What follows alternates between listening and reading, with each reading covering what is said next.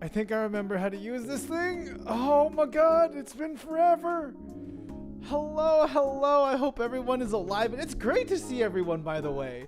I missed my desk and being able to work and being able to, like, just, you know, play games in silence on a big screen. Okay, when I say big screen, like my monitor.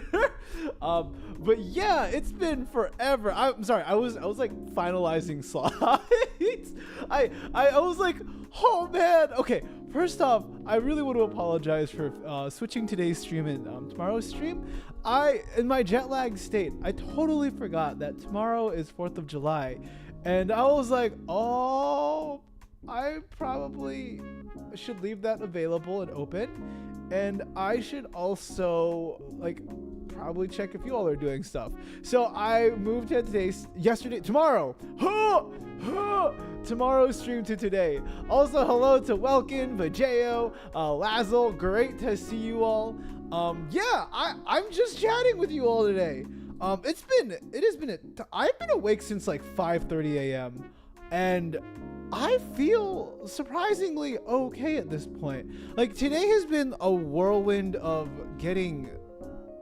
I've done a lot.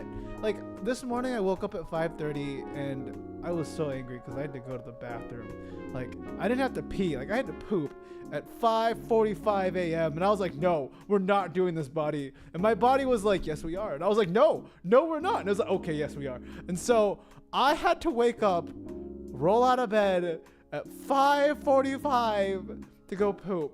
Do you understand how frustrating that is? Also, hi, Ayla, I'm sorry you came back to this. Like, I was so angry. But anyways, yes, hello, Ayla. It's great to be back. I hope we got something to eat. I hope you found food that's not capybara related. Tomorrow is absolutely Freedom Day, so class can't really be in session. Yes. I mean, I honestly, if nothing turns out for me on Freedom Day, like, we're going to finish Tears of the Kingdom, because, okay, the one thing that has been keeping me awake, the one thing that kept me awake through all of my Europe travel was Tears of the Kingdom. I can promise you, Tears of the Kingdom is the only reason why my jet lag did not murder me day one. Like, I basically just sat there and played Tears of the Kingdom. I found things I should not have found. I am very far into the game now, and I have a plan for our next Tears of the Kingdom stream. We are going to finish it because I have side quests I need to do that are prohibited because of the main story, and I would like to finish soon.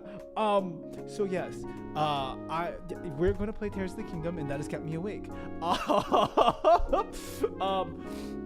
And so we'll see about tomorrow.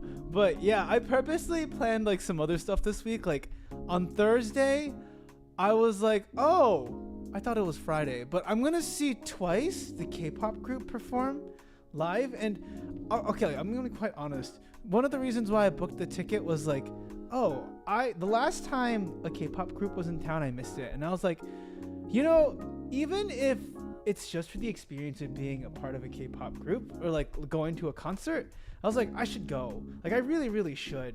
And also, like, there's a lot to learn. You know, if we're ever gonna do like a performance again, I want to see how they do it, and I want inspiration. So I was like, yes, we'll go check out a K-pop group. So I am going to see Twice live on Thursday. Also, hello, Anthony. It is great to see you. Welcome to class.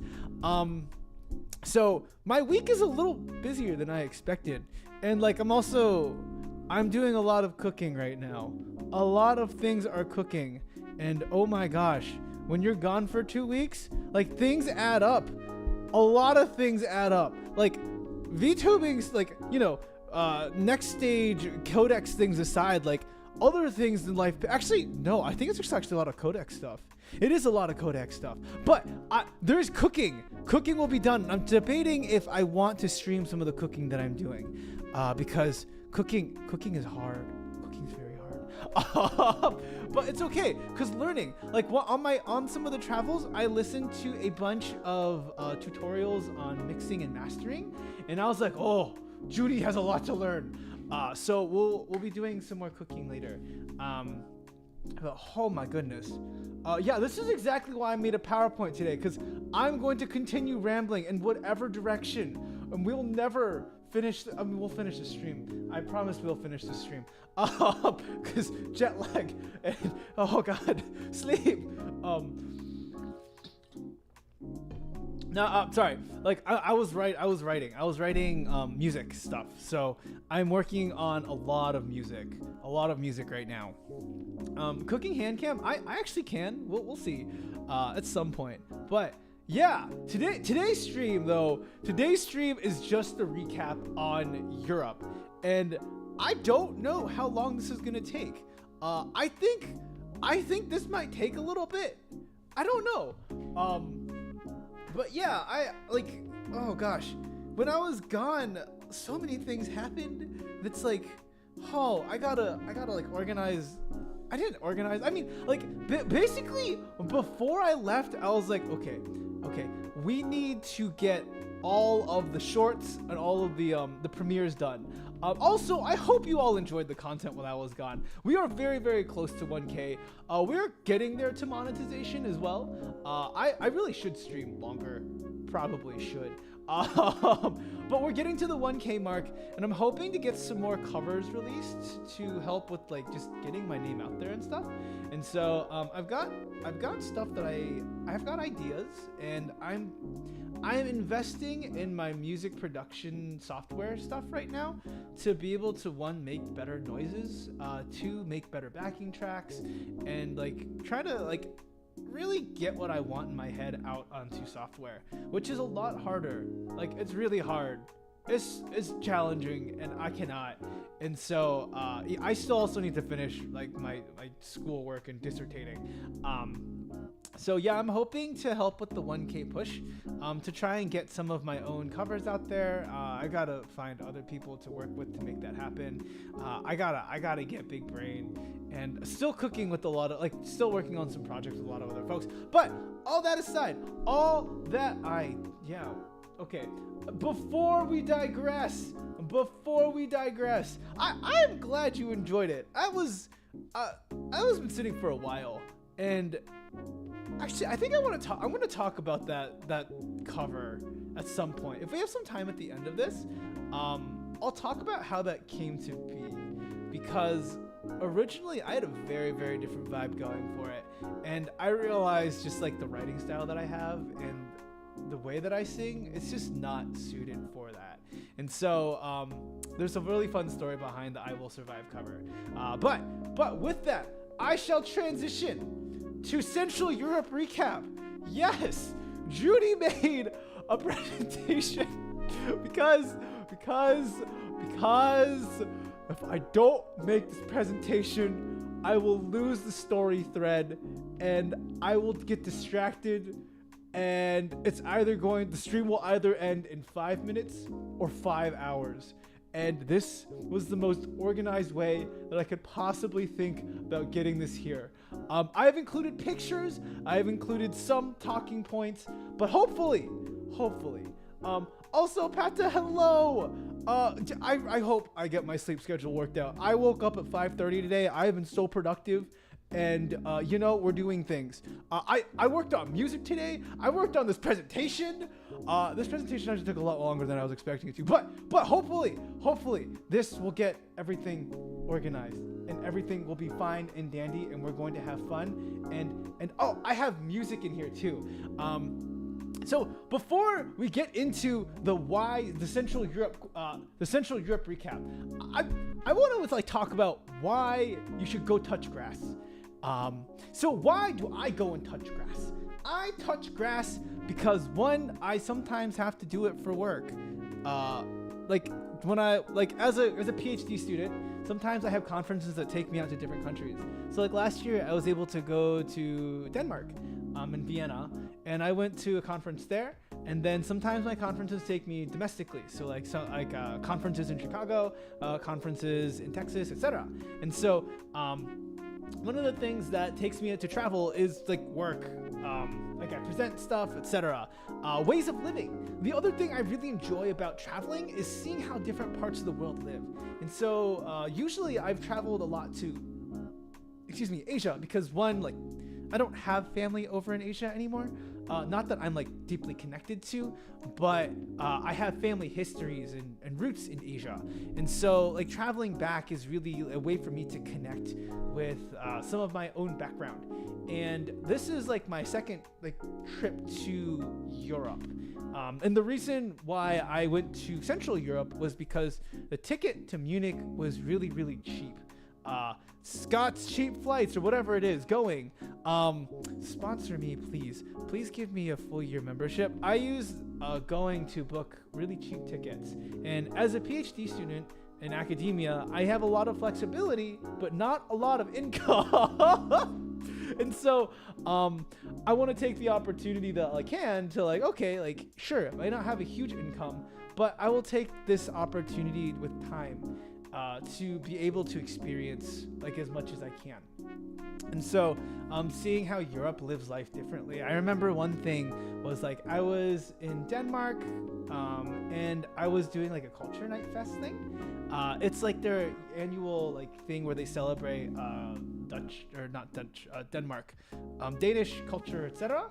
And like I just ran into some other folks and I was telling them like, a good old American hard work, like grinding all the time. And they just stared at me like, are you nuts? And I was like, this isn't funny to you. Humor is different. Also, this whole American grind thing, very, very different concept. You are not here for it. So just seeing how different ways of life are experienced is different. And of course, like as a tourist, I will never be able to like fully experience what life is like for like the locals, but at the very least experiencing travel, like what kind of public transit do they use? Do they walk everywhere? We might be eating food and stuff, but like sure, I'm eating different food, not like the locals' food. But my goal is to be able to experience life as closely as I can to a local rather than as a tourist. And I know that's really challenging, etc. But also as like part of my training as a social scientist, like it's really important for me to be able to connect with people and understand and like not live their experience, but recognize my outsider lens and observe. Also, hello Ryus, it's great to be back. I will get to your messages soon. But I appreciate your patience. I am catching up with life. The last thing as to why Zhuni travels, history. As you all know, it's very different. Like history is basically just storytelling and the ways and how we tell stories, whose lens. And the thing I really find interesting is going into different museums and reading about how they perceive their own history, how they tell their story, how they go about and live, how they told their history stories, and how do they tell other people's histories. And so I have a little bit of that here, but like I remember when I was in Korea, I went to like the Modern History Museum of Korea, and at the end of it, they're like, even though Koreans have been spread across the globe, when you return to Korea, you will always be a Korean. That's very different from the experience that I had talking to some of the people who were like, you're not very Korean, are you? And it's like, excuse me, the Modern History Museum in Korea told me I was Korean. So yes. All this to say, that is one take. But even on this Europe trip, I was able to experience like, oh, I understand why Central Europe has a complicated history with communism. I went to the Communism Museum. That is a digress. I will digress before we need to stay focused. Historical sites are super, super fun. And so I really enjoy, like, one, if you're going to go to a historical site, don't just take pictures and be like, oh my god, like this is so cute as a background and prop. Like, let me take a cute picture. Oh my god, wow, I look so cute. No, like if you're going to take a picture in front of something, you should engage in it. Like you wouldn't just pull off like a pretty person off the side of the street and be like, wow, let me take a picture with you because you're so hot. No, like I wouldn't want that. Like I would want to engage with that individual, like build a relationship with them. And of course, you're not going to be able to like build a relationship with this historic site. You can in some capacity. But I think it's important that you engage and understand the histories. And so we have history as well, and I will retell as much as I possibly can because I am an academic and we do academic things. Also, I am so excited about some of the books that I picked up at a museum. I will get there, but I got to pick up books and I had, okay, sorry, digress, focus.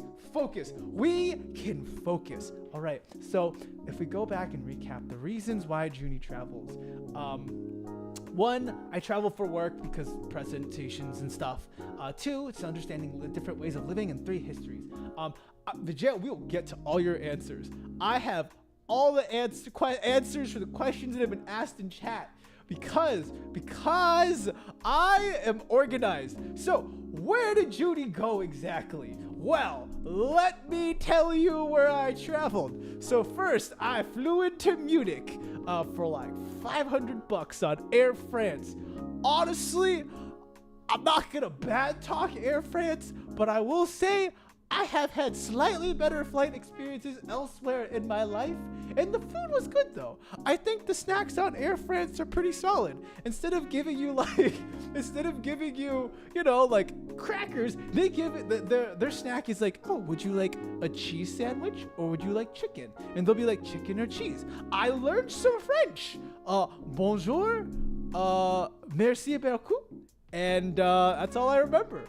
I don't remember how to ask where the bathroom is. Oh, but the Paris airport. That's fancy. They have fancy places in there. Oh my God. There was like, I was walking down the terminal and there was like a Louis Vuitton. There was like a YSL. I don't even know what brand that, Yves Saint Laurent or something like that. There was like a Gucci. There was a Coach.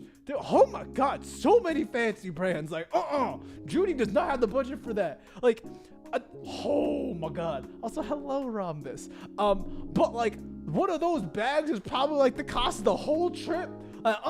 We ain't playing that game. Anyhow, and Paris's, sorry, I remember why we were talking about Paris's airport. They had PS5s out for people to play. I did not play the PS5 because I was playing Tears of the Kingdom, but like they had PS5, so people just wait in line and just, play the PS5. PS5. Casually hanging out at the airport. Also, hello, Ryugo. Yes, I am back. We're currently we're going through my trip, and I'm talking about the Paris airport, which is fancy, probably too fancy for Zhuni, and how Zhuni is not a fan of Air France.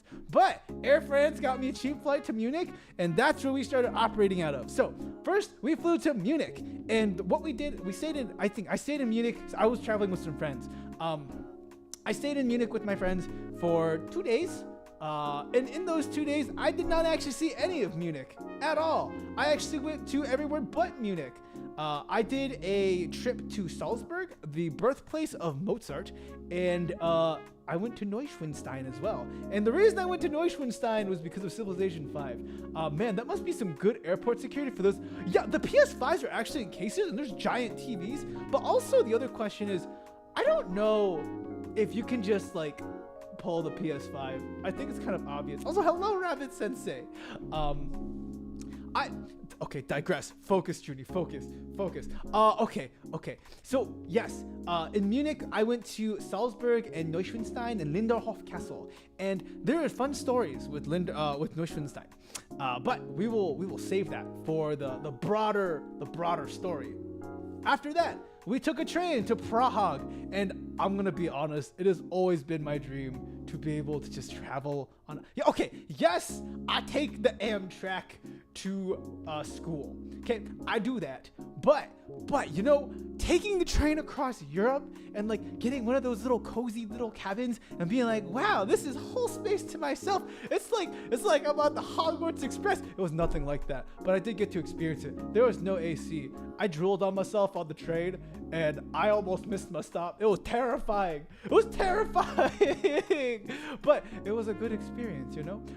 So we took the train to Prague, and in Prague, I honestly don't remember much about Prague, but I know there was a medieval clock, there was a communism museum, and there was some music. It was a good time there. So after Prague, we took a bus. I took a bus. Okay, so the next location, a colleague that I used to work with gave me a magnet from Bratislava, and I was like, huh, we're going to Prague to Budapest, and there's like a Bratislava in between. Why not? So I stopped by Bratislava, and honestly, Bratislava, I really liked Bratislava. There's like no one there, no tourists, but they have good food. They have some stuff to do. Would recommend.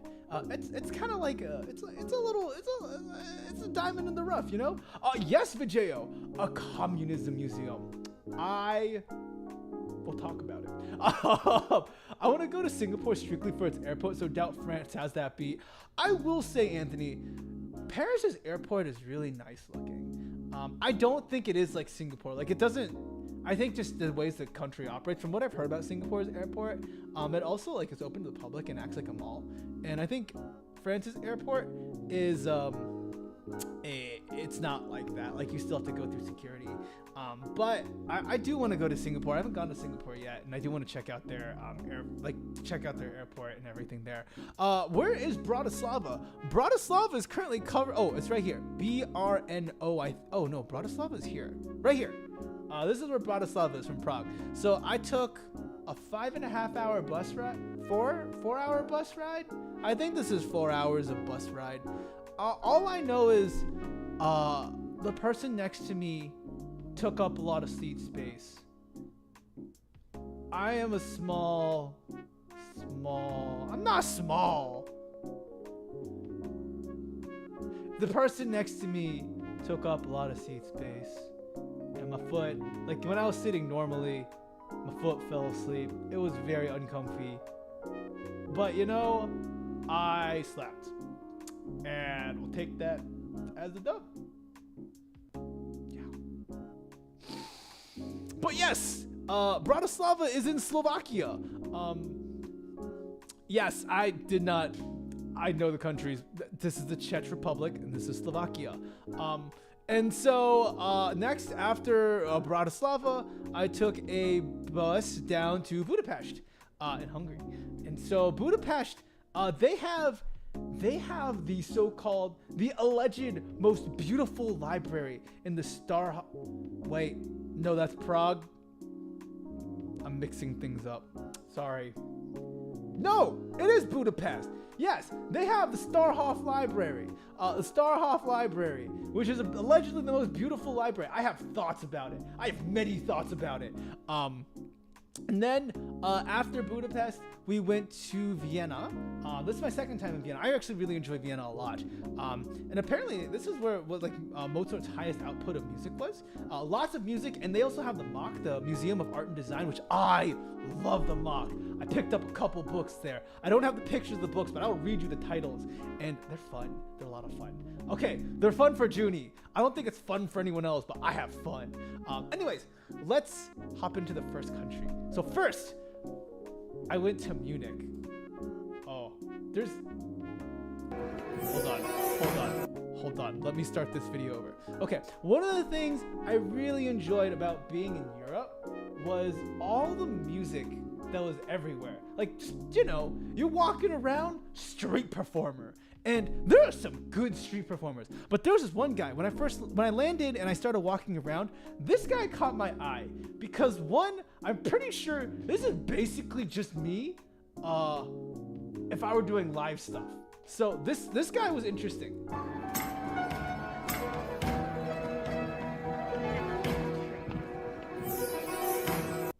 Okay, so what makes him interesting is he has an upright piano that he has like on a wooden stilt, and he has an umbrella to like keep himself dry and away from the heat. But what he has is on his right foot he has his normal pedal, but on the left foot he has a bass, but it's not a bass. He's actually just whacking the piano, and he's also got a wind chime, and he's got a bunch of other stuff on this thing. So it's wild. Like dude's working. He's working. Venice is the waterways. Vienna is in Austria. But so I did not see the waterways. So this guy was really, really cool. But also Munich, I'm not really sure what Munich is known for aside from the Hofbrauhaus. Hofbrauhaus is apparently like beer house style, and like beer houses have different culture. Like a beer house is different from a typical restaurant, as like they don't come and serve you. You basically like you go in, you find a table, you sit down, and sometimes you sit with random people. And so I sat with like a couple of other random folks, and it was like, oh, okay, we're just gonna order. And I don't like I like sat there for a little bit, and we didn't get any help. So I was like, oh, excuse me, like can you help me? And he's like, I'm busy, I will get to you when I can. I was like, okay, I get it. Clearly different forms of hospitality and very directness. I get it. You know, America, service first. This is like, look, I'm gonna get to you. I get it. I get it. I'm sorry. I will wait patiently. But I had a good time. Look at the menu, and I found my favorite alcoholic beverage. Oh my God. I really enjoy Radlers. And a Radler is this drink right here. And the Radler is basically, okay, the story behind the Radler. What is a Radler? Let's start with that. A Radler is a mix between beer and lemonade. Also, hi, Hana. And so to make a Radler, the way that the Radler was first made was one day there were these bikers biking along, and they stopped by a beer house, and they were all tired and exhausted, and they're like, beer man, give me something to drink. But the beer man was like, bruh, I don't have enough lemonade, nor do I have enough beer. Whatever shall I do to feed or to quench the thirst of these tired bikers? I know what I'll do. I shall make a drink that mixes beer and lemonade. And so he did just that. He mixed the beer and the lemonade, and thus we get the Radler. And I love this drink because one, it is made by biker people, and two, it's also just real tasty. It's a good thing. Also, hello Estuco and Black Flame. It's great to see you all. But yeah, I really enjoy Radlers. I enjoy Radlers so much that I brought some back. I brought back some Radlers. It was on sale at the grocery store, and so I was like, I need to bring this back. Of course, Black Flame, have a wonderful, wonderful time. Yeah, you know, I'll be here for a while. I had a great trip though, and thank you so much. But yes, it was, I really enjoy Radlers. I don't know if I'm gonna get a good Radler in the United States though. Like, if I go like to a bar and it's like, hey, make me a Radler, like, what are they gonna do? Mix like a Bud Light with their lemonade? I don't want to drink that. That tastes bad. So we'll see. You are allowed to return liquor. I don't know. They didn't stop me. I put it in my check-in. They didn't stop me from bringing back the Radler, right? So one day on stream, I'm gonna have a good time with my Radler. But that was the first thing that I had there, and I love Radlers so much. Also, the first thing we had was a pork knuckle, and I realized Central Europe has a lot of meat and potatoes, like a lot of meat and potatoes, and I don't think my body don't do meat and potatoes very well. Like,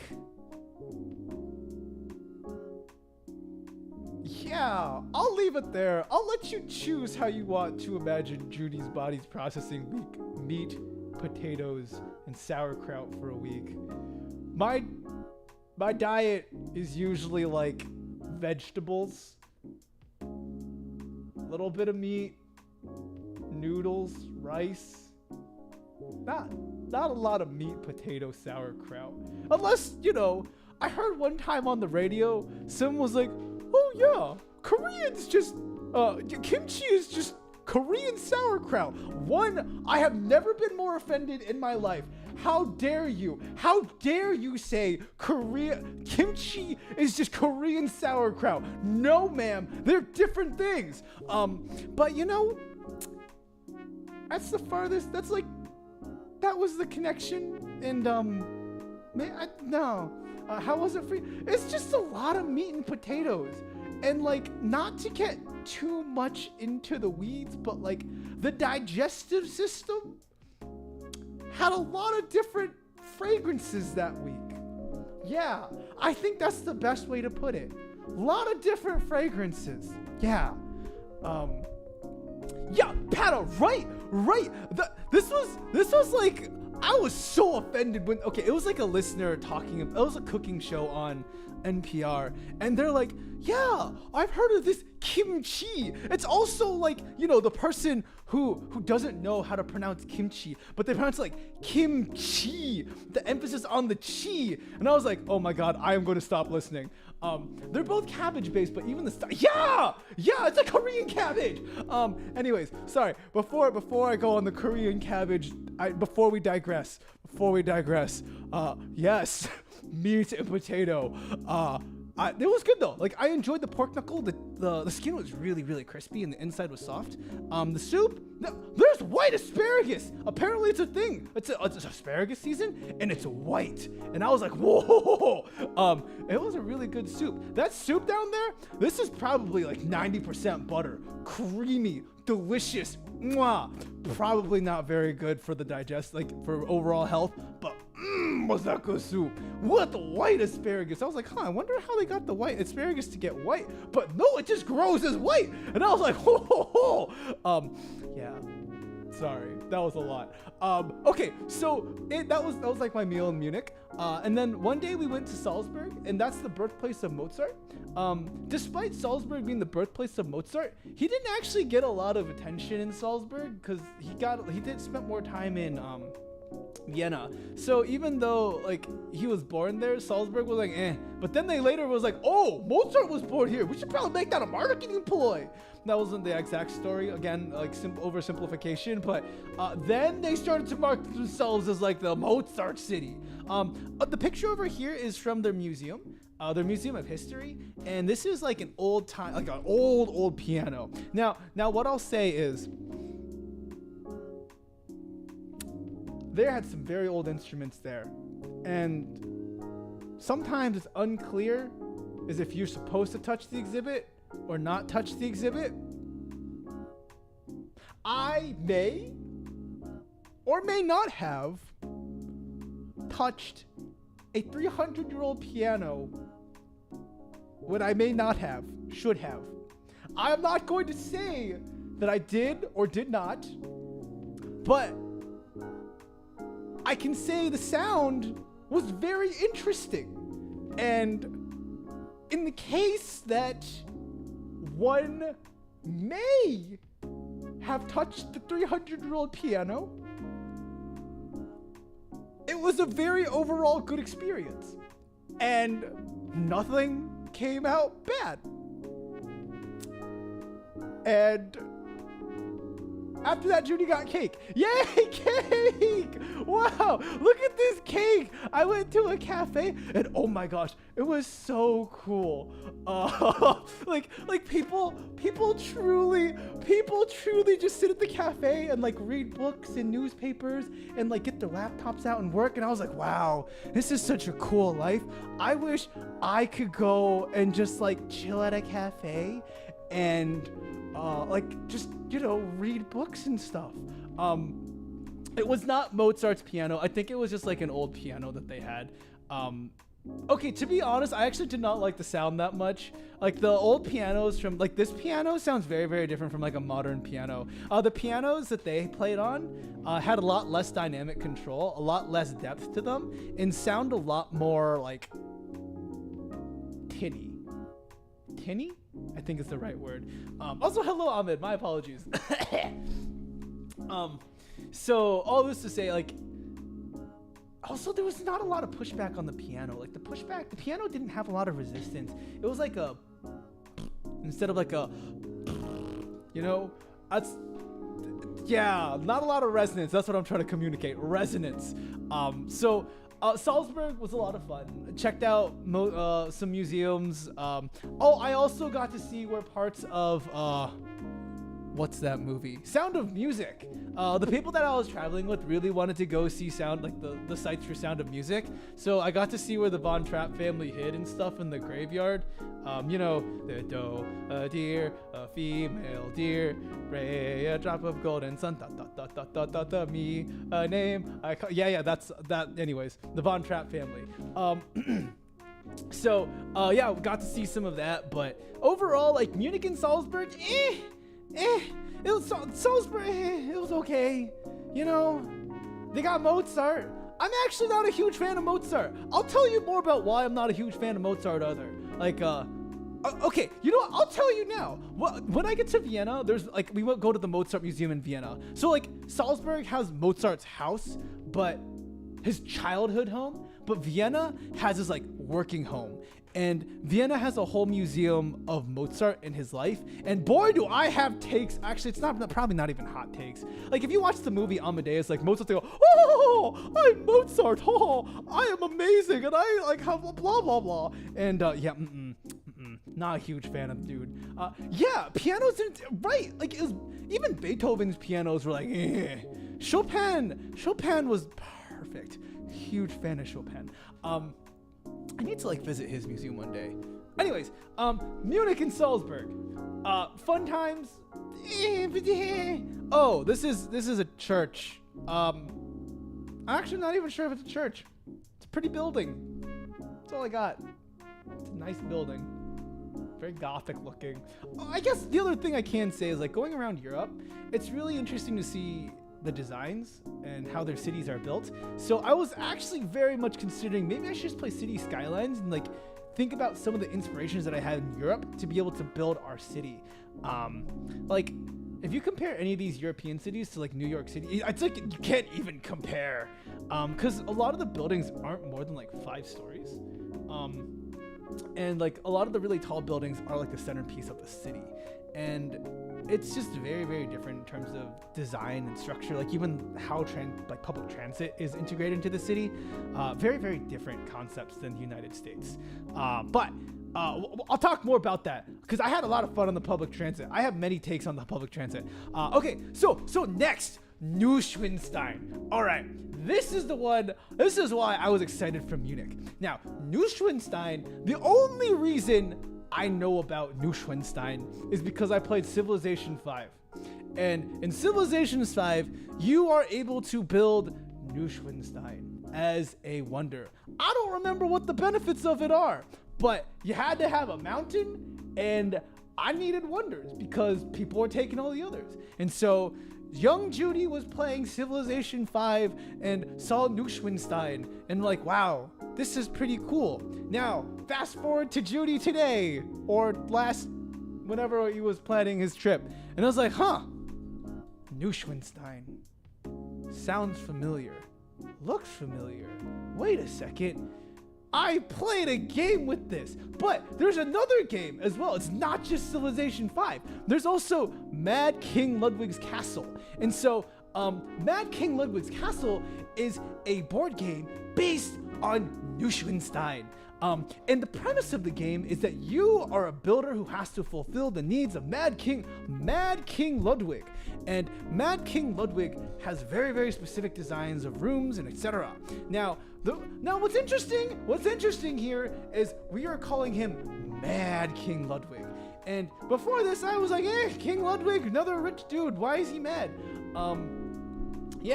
But the tour guide that we went on who guided us through this trip, she was really, she's a teacher, but she did a really great job crafting the whole tour as an argument as to why King Ludwig is not mad, but just misunderstood. But yes, Civ fans visiting World Wonders, but of course, I am one of those.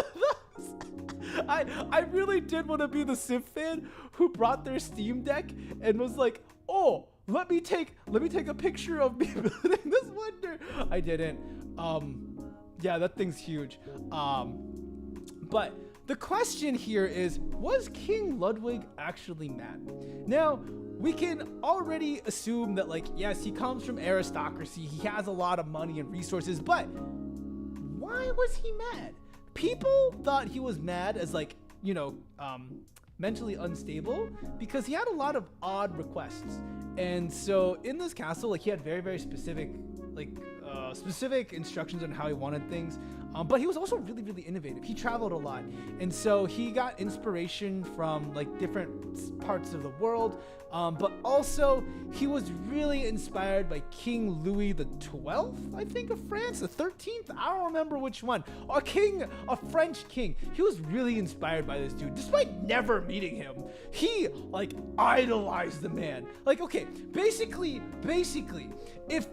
if King Ludwig were a person today, let's say that he is a simp for a larger, bigger idol. He commissioned artwork, he commissioned sculptures, he commissioned so much of King Louis. Like, even in here, this whole garden design, like, inspired by French design. I could not take a picture inside of this castle. I'm sorry, this is the hunting lounge. The hunting lounge.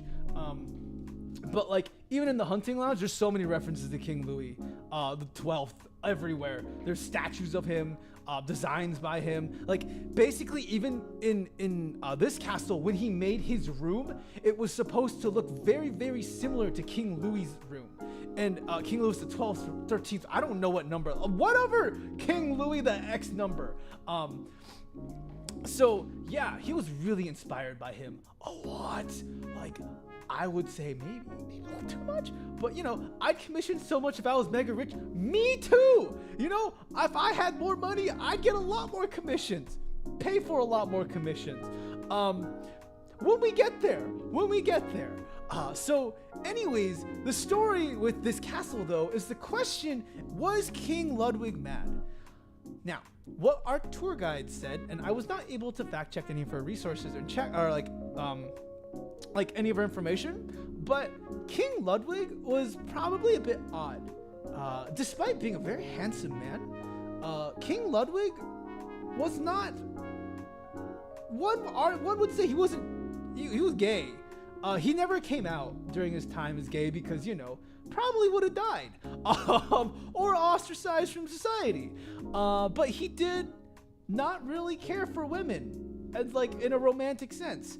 And so most people thought he was probably gay. I mean, we can make that, like, we can suggest that now. But, like, they just didn't think anything of it. He was also incredibly fashionable and, like, he just had fashionable, like, his interests were more in, like, feminine design and stuff. And so that's probably one of the things that why he was considered mad. Like, one, he just was off. The other thing was he was probably also neurodivergent, probably legitimately autistic to a certain degree, as, like, his fascination with King Louis, also his fascination with particular design, etc. He had the resources to be able to, like, build all those things, but he also was a shut-in. Like, literally, he purposely stayed asleep throughout the day because he did not want to interact with people, period. And he would stay up at night. Like, probably, I think he'd wake up at, like, I think, what was it, like 7 p.m.? And then go to sleep at, like, 5 a.m. or something like that. And he would do this to purposely avoid people. He even built a quote-unquote magic table in his bedroom, where the table basically drops down beneath his room, his dining room, and basically the people can load up the food and stuff. And so when he's ready, like, the food table will pop back up, and it's like a magic table. The food magically appears. He had, I think, he had a lot of food in his life, a lot of food. But he really just did not like interacting with people. And so on top of not wanting to interact with people, his just wild requests about the castle that he was in, and like all the wild requests of how he spent the money. This is not the only castle. Like, he really enjoyed building castles. He built a ton more castles in very specific design, which was basically running the family dry of their money. And so, and also just not wanting to get married to a woman. He was just very odd in comparison to like a lot of the other royalty of the day. And I think that is why people called him Mad King Ludwig. But really, the tour guide would argue that he was really brilliant and misunderstood. Like, he brought in a lot of great innovations, like particularly for this castle. He introduced a central heating system for the whole thing that was powered by, I forgot how it was powered. But he also introduced like modern electric, quote at the time, modern lighting, electrical systems, and everything else. So he did a lot of cool stuff in the castle and in terms of innovation. Now, the thing aside from all of this in Neuschwanstein and mad, quote unquote mad, King Ludwig was as a tourist, what happened there. So the funny thing is, as we're on the tour bus and Zhuni's going through his phone like, oh, what are we doing? Zhuni's scrolling through his Google feed and he sees, what is it? What was it? What did I read? Oh, the title was like American tourists killed in European sightseeing trip. And I was like, huh, that's interesting. That could be me. And so when I'm at Neuschwanstein, what you can see is like on the other side of here, there's a bridge. Oh wait, I'm on the bridge in this picture. I'm actually looking at Neuschwanstein from a bridge, and past it, like the bridge is like a typical rickety kind of bridge. It's not wood. It's wood, and like it's got like yeah, it's iron. It's iron. Sorry, it's iron with wood platings, and across from it is like a little path that goes somewhere else. And I was like, oh, Zhuni loves exploring. Let's go down this path. And so Zhuni's like happily walking across the bridge, and he looks down. It's a very steep drop. And I was like, oh, this looks like fun. Maybe we should keep going. The other people in my group were like, no, I think we're gonna stop. And so I was like, oh, okay. I turned around. That's cool. Guess we're not going this way. Now the funny thing is, also after we came back, we all talked about this news article that talked about these American tourists that got pushed off a cliff. And we did not realize that 2 days prior to this article is actually about where we visited in Neuschwanstein, in this exact cliff that is not blocked off in any way. Like, there's no fence, and it's like basically 3 Asian American tourists were pushed off a cliff in Neuschwanstein. And yeah, I got to see the cliff. Yep. So fun times. Yep. I'm still alive though. I'm still alive. We're good. We're here. Wow. Great time. Neuschwanstein. What a great place to visit. Get some water. How long was I in Paris? So originally the plan for Paris was supposed to be in Paris for 12 hours.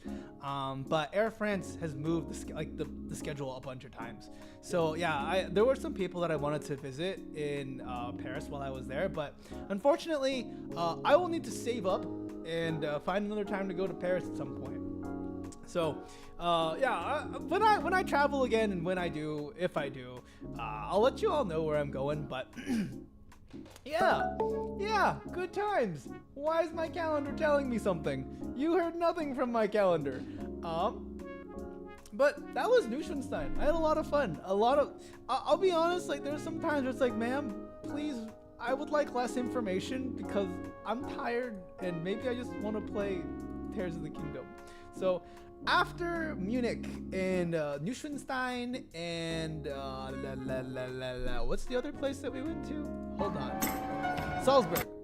After that, we headed on over to, at least it was an article, not a TikTok trend. Yeah. Oh God. Oh, nope, that was my bad. I thought I exited out of all my calendar stuff. So after that, I took a bus to Prague, and man, Prague has a lot of trams and is a very, very walkable city. When we got our bus in, we first took a tram around the city into our hotel. And I really liked the hotel a lot. One, there was no AC. Oh my God! I forgot to take a picture of a European bidet. Oh my God! Why? Why is the European bidet separate from the toilet? So like, okay. So another VTuber, I think Carrot took a picture of her European bidet, and it basically looks like another toilet that's like a combination of a sink. And like when you first look at it, it's like, okay, am I supposed to pee in that? Or like, what is this for? Is this for like hand washing, like as I'm pooping, or like what is this thing? And so I kind of stared at it and talked with the people that I was traveling with, like, what is this thing for? And eventually I just look up like, what's the sink next to my toilet for? And it's a European bidet. And so I was like, okay, how do people generally do this? And so it's like, yeah. So basically, the way the European bidets work is you do your business, and then afterwards you hike yourself up, you scooch over a bit, you put yourself down, you turn the bidet on, and like, you just clean up. And I don't like that. I tried it. Don't get me wrong. I tried it. I am an advocate for bidets. I am here for bidet life. Save trees. Use a bidet. I need to get a bidet. Yes. It was like, I don't like the concept. Like, yes, I have wiped, but like,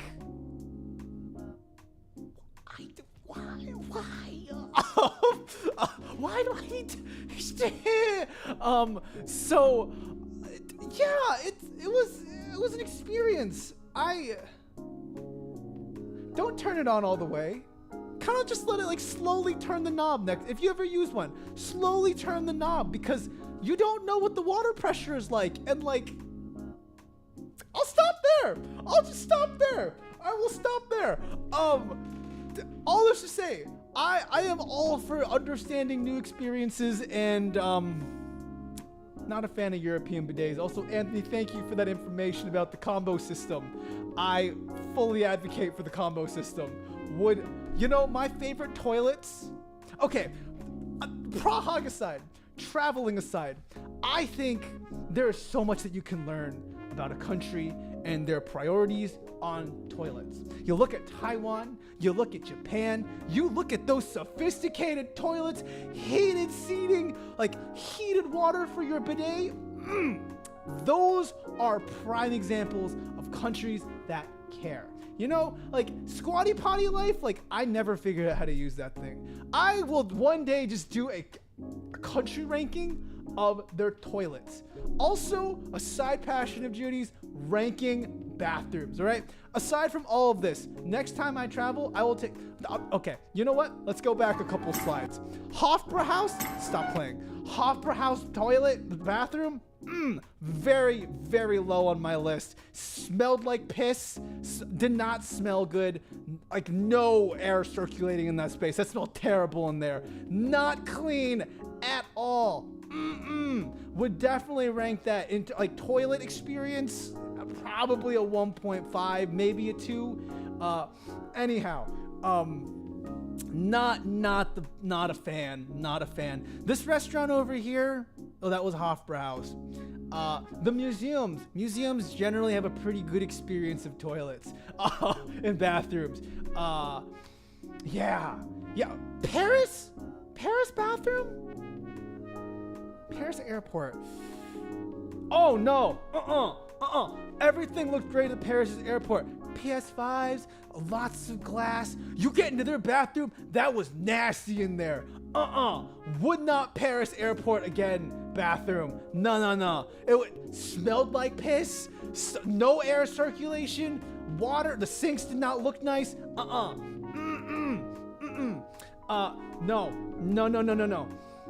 Nope. So that's also low. Probably same as Hofbrauhaus rating. Not going to Hofbrauhaus to use the no, don't you go to the maybe just in general, like beer halls, don't go to the bathroom there. I mean, you're gonna have to. Everyone's drinking alcohol. It's going through your system. You gotta pee at some point. But like, just kind of time it out, you know? Just okay. Lots of drink here. We're gonna chug this. We'll wait a little bit. Then we go to the bathroom. We got this. We got this. Yeah. Sorry, Neuschwanstein bathroom? They actually had a pretty nice bathroom. Yeah. I think the bathroom after the gift hall, not bad in the bathroom. Would use the bathroom there again. For like an outdoor exhibit that's for tourists, pretty okay. I'd give it a 2.5. You know, Hofbrauhaus is a 2. This is a 2.5. Pretty okay. Would bathroom at Neuschwanstein again. Yeah. But as we were here, why did I get there? Toilets. We were talking about toilets. Sorry. Talking about toilets. European bidets, countries. I've severely digressed. I went on this tangent because I slept in a loft, very high space. It was so hot. But like I got to play a lot of Tears of the Kingdom up there. Yeah, it was hot up there. Someday Judah will just travel to roast other countries. No. That's someday. I already do that, Ahmed. I do that in the United States. You know, like even where I live, you know, I think my favorite travel partner was the travel partner who knew which toilets to hit.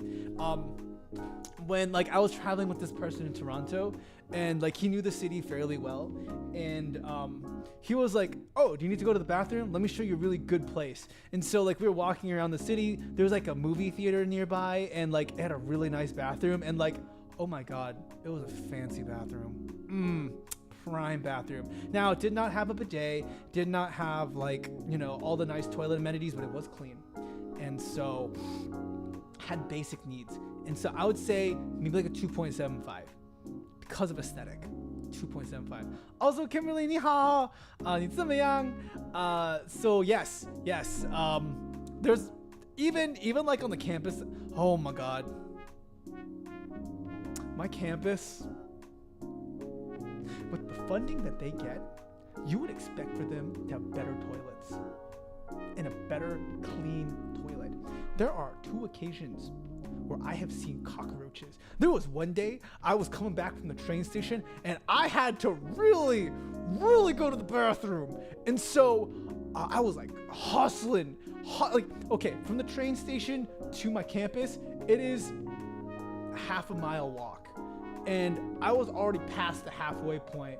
So it's like, oh my god, like I need to go. And so I made it all the way to my campus bathroom. And I was like, holy poo, we need a toilet. And so I went down to the basement of the building that I work in. And I sit down and I was like, all right, let's go. And as I'm about to go, I see a cockroach right on the door, like next to my feet. And I was like, oh my god, nope.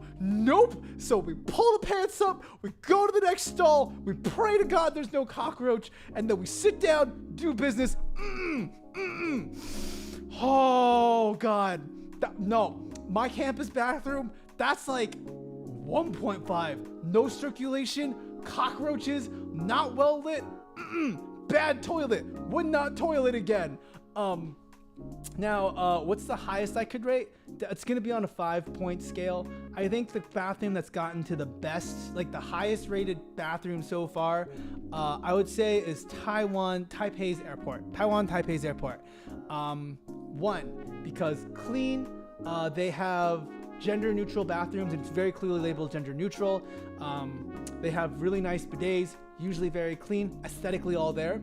I hesitate to give it a 5, but it is the prime example of a good bathroom, especially since the doors are built all the way to the ground, and everyone has their own room. So the sink is there, the toilet's all in one space at the in the airport.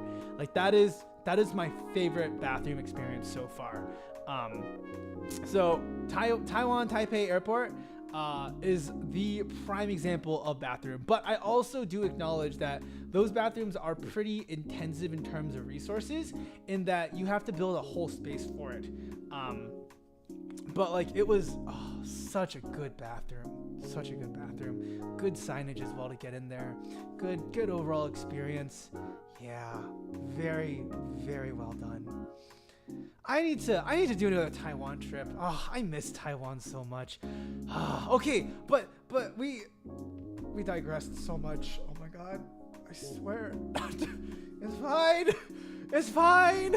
If you ever find a decent bathroom on campus, you keep that place a secret. It's a thing. Oh my god, yes, Anthony, absolutely. Yeah, that's why I do work from home life now. Oh yeah. Okay. Prague. I slept in a loft. I had a European bidet. Experience was pretty okay.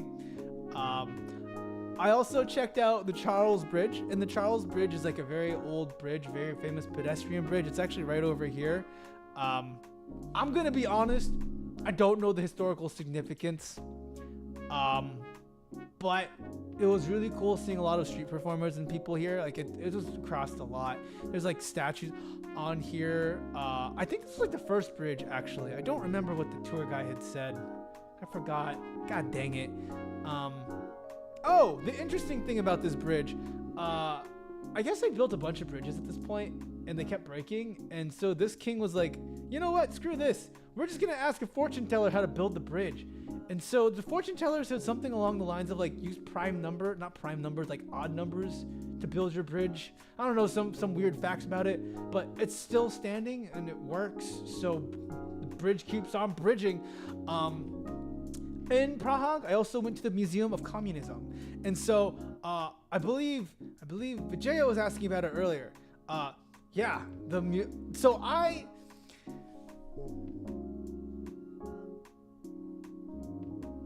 trying to think about how to phrase this. I believe some socialistic policies are important, and it's important to distribute wealth, but it must be done in a carefully created policy way. Now, the Museum of Communism is very much framed within Prague's perspective and experiences. And I think one of the biggest takeaways that I had from the Museum of Communism is that although many of these ideas sound very, very good, the way that they were implemented in the regime that was implementing them did not do so in the most beneficial ways in terms of human life. And so, based on their experiences with communism, with starvation, people, the secret police, I would say like, yeah, makes sense as to why they're really hesitant to talk about socialistic policies. It makes sense. If you know, your country was basically under dictatorial rule under the idea of communism, I would also be pretty hesitant. But I think the museum also does a really good job telling the history of how Prague was shaped by communism and how they shifted out of it. And even like how Prague separated, like Czechoslovakia separated as a country. So all this to say, I learned a lot at the Museum of Communism, especially about Prague in general. And like, I think the really scary thing, or I guess it's not scary, but it's more so just eerie thing, is that some of the spaces where like these mass protests happen, like you walk on these squares and it's like the history still lives on in those spaces, but also life continues to go. And like if you look carefully, like if you just see it in the pictures, like all these protests happening, and then you see it in that space, it just hits different. Europe has a very different history with communism than the US does, exactly like how the Nordic nations have a very different viewpoint. Yeah, that's the thing. And I think I was having a discussion with one of the travel people that I had. It's like, well, they do warn, like they talk about how communism has killed so many people. You can also make similar arguments to democracy in the ways that some democracies have operated. So like it's really these ideas of government and the ways that we govern are always good ideas, but at the end of the day, it's about how people wield and use their power. And that's hard to predict. Like you really can't predict that. But it was still a really good experience to go through it. I unfortunately was not able to pick up a postcard.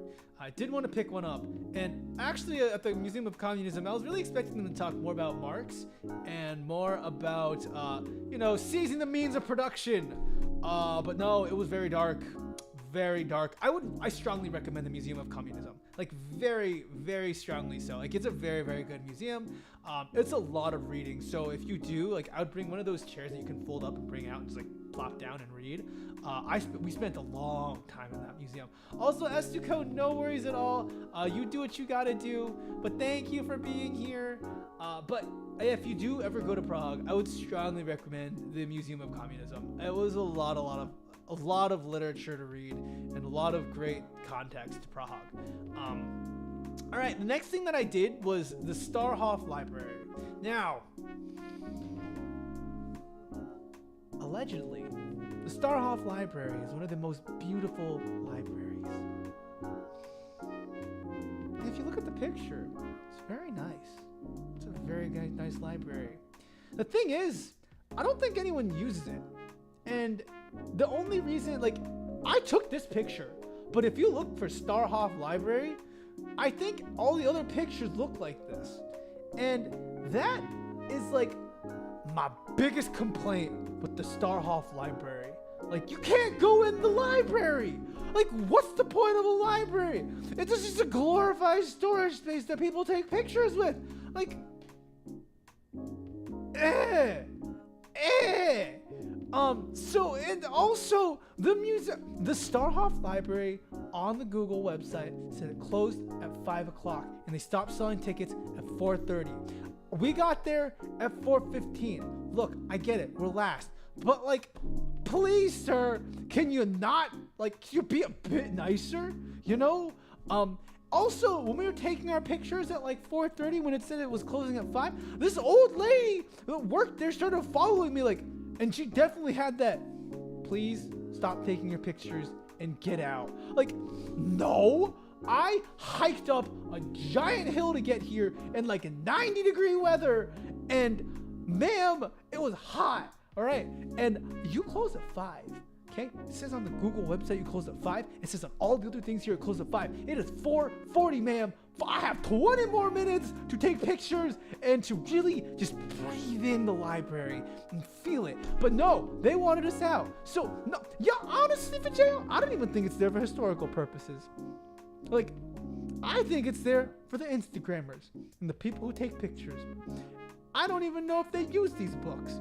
Because, you know, if they wanted to store them, there's a lot of other ways to store them. Like, what's the point of a library if you don't use it? Like, the point of libraries. Like, study in there. Don't just pretend. So all I have to say, I think the Starhof Library is a scam, and I stand by that. I don't even want to be sponsored by them. I did not have a good time in the Starhof Library. Would not recommend, because the only picture you're getting is the one below. Or not the below, over there.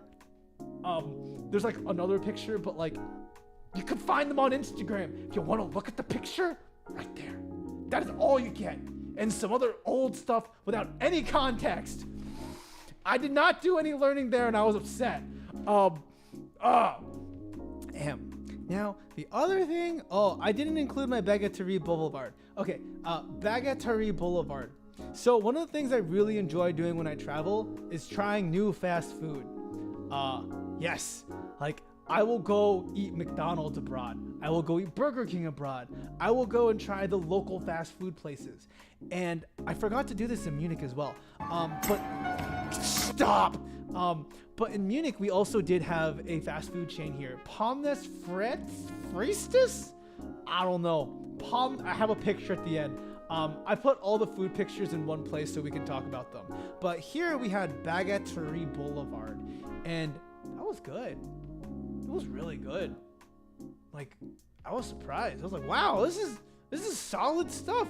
Would baguette again. Like, yeah, their soup was good. The fries were good. Also, the selection of sauces that you all get in Europe at your fast food joints, like all we get is like ketchup, barbecue sauce. Yeah, pommes frites. That's the one. Yeah. Like you get curry as a choice. You get like 5 different kinds of mayonnaise. Like what about us US folks? I want some what if I want tartar sauce on my fries? I do want tartar sauce with my fries. Yeah. It was tasty. But really enjoyed it. Anthony, it looks like a Catholic library meeting. It's really just for yeah, the whole space is like a monastery, I think. It's old enough to make money off of it, yeah. And Pata, I actually have been meaning to go to the Library of Congress. I do need to make an appointment. There are some documents that I need to find from there. So at some point I will be going to the Library of Congress. I just need to figure out what documents I need. I enjoy libraries a lot. I really enjoy libraries. I like them a lot. I like sitting in them.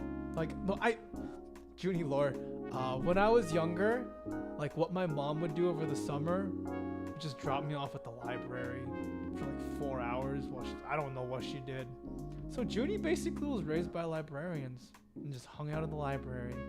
That was Juni's life. All I learned from there was playing online video games.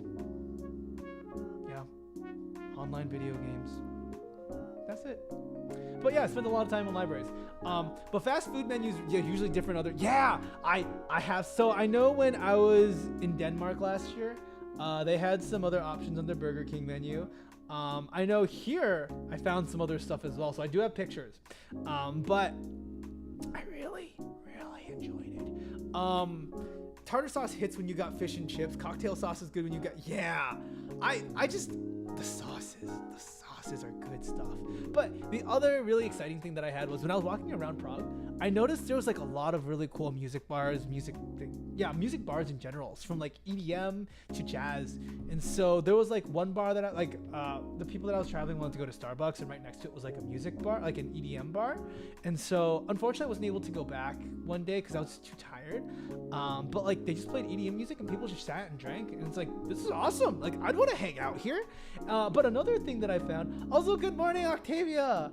Another thing I found was like a jazz bar, and I looked this up and I found that a local conservatory was playing nearby.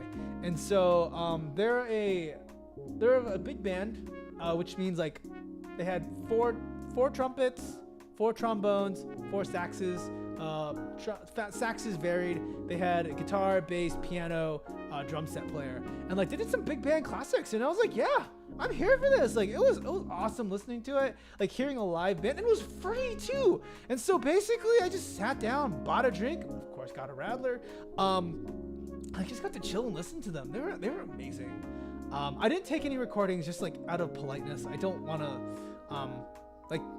It's a concert, so it's like I'm not gonna take a recording. So had a really good time. I did not expect to find like a free concert, just like a local conservatory. So I had a really fun time just hanging out at the bar, listening to them.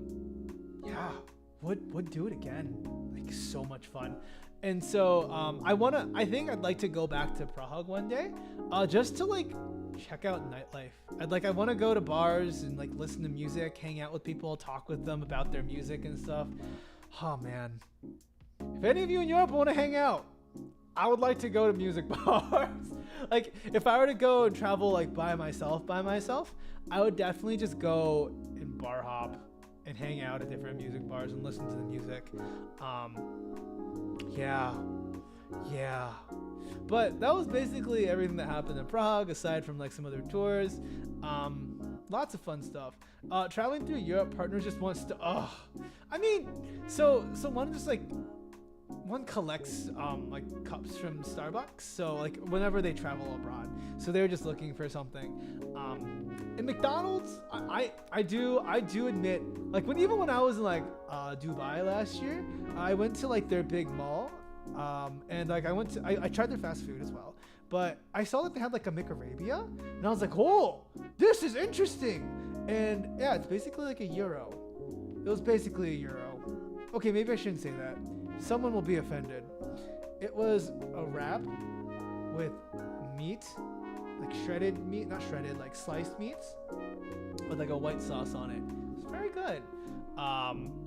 Yeah. What about that scam on the library? Oh, okay, Octavia. Don't go to Starhoff Library is the only thing. It's not really a scam. It's just like the only picture taking. It doesn't function like a library. It's old. It's not okay. It's old, which is a plus. But like it's really just like aesthetic purposes of why the library is there. That's it. Like nothing else. Yeah. Okay. So after Prague, after we do all these fun things, we take a bus and we head over to Bratislava. Honestly, Bratislava, hidden gem. My experience in Bratislava was we got there and we arrived in this building, which is basically an airport terminal for buses. Like airport terminal quality, but it's a bus stop. And it was amazing. Like I walked out, headed to the bathroom. One, I saw a lounge for buses. So when you go to airports, like if you're real fancy, you can go in airport lounges and they have like, you can shower in there. They got food and stuff. They got outlets for people. So like, it's awesome. And I have one of those for their bus lines. And the bathrooms, they didn't have a gender neutral bathroom, but aesthetically very pleasing.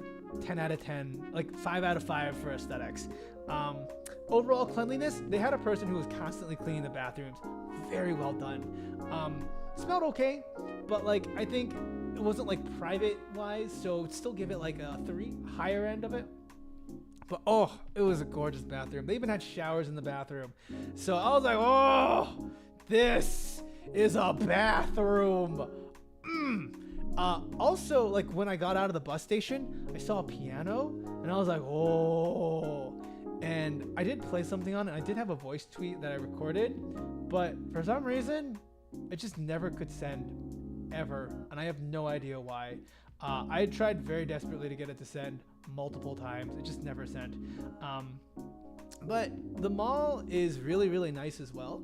In the mall, there was a bookstore, and I really, really love the bookstore. Like, I just really, really enjoy bookstores. Like, I may not understand what books they have, but like sometimes you can pick out the authors. Like, what are their selection of English books that they have? And so over here, as you can see, I clearly found the most important section. And despite this being in a language I don't know, that's his Chainsaw Man. That's his Demon Slayer. And I enjoy this section. So I found their manga. And yeah, it was a fun time at their bookstore. Very, very fun time. Really, really enjoyed their bookstore. Also, the conversion rate between Bratislava and the USD dollar is pretty good. So if you're looking for really good sales, this mall had like a lot of good sales going, and the exchange rate was pretty nice. So if you're a US traveler, you can definitely benefit from buying stuff at this mall. Despite it being a very fancy looking mall, it seems like it's a very affordable space still. Also in Bratislava, we found some really, really cool food halls. So of course in Bratislava, what else am I gonna eat aside from pho? Yeah, I got pho. Okay. Also, everything was closed. We got into Bratislava on Sunday, and so, like, everything was closed, but the pho place was open. And so we were like, guess we're eating pho. It was good. It was good pho. Like it was good pho, and like there was a bunch of other really cool like food places that were closed, and it was like, oh man, can't go to there. And then we also found this thing. I have no idea what this thing was, but it was something fried with cheese, some white sauce that was kind of like sour cream, and oh my god, was it delicious. Would eat it again. And also like Bratislava has some cool history. Like I took this picture from like their castle, and their castle, I vibe with their castle. It's very, very modest. Definitely would do their castle again. But I think the most interesting thing about Bratislava was in this picture that I have here, there is a bunch of coal stacks on this side and there's a bunch of wind farms on the other side. And I was like, oh, this city is in the middle of like a very huge shift and I would love to come back here again. But yes, Bratislava was a random stopover, but it is by far my favorite so far. Actually, like just the vibe, like there's not a lot of tourists there and it's definitely my favorite. I would like to go back to Bratislava. So like if I had to do another trip, it'd be Vienna, Bratislava right now. Also just very, very curious to see how Bratislava continues to develop as a city. And also like if they're going to, how they continue to grow and market themselves. So very chill overall. We had like 24 hours in Bratislava. It was truly just like the random stopover. So Bratislava is over. It's called Longu. Oh, okay. Thank you, Territon. Okay, I don't know why I didn't get that right. I'm sorry. Reading's hard. Territon. It was very, very good. I loved it. I would eat more. I would like more with some of the other toppings. But that's Bratislava. Would recommend, like really, really would recommend Bratislava. You should go there. Very chill vibes. I can like 100% tell you there's definitely a party scene at like past 9. It got loud in some places and like the youngins were getting rowdy. It was fun. If I were younger.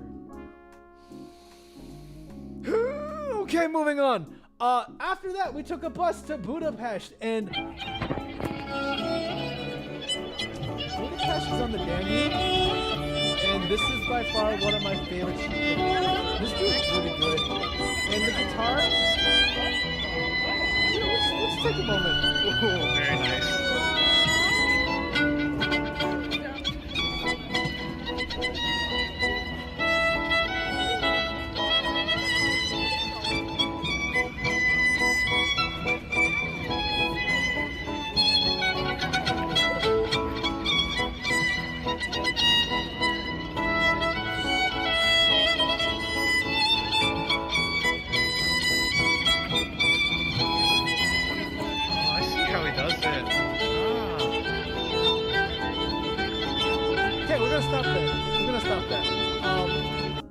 Okay, sorry.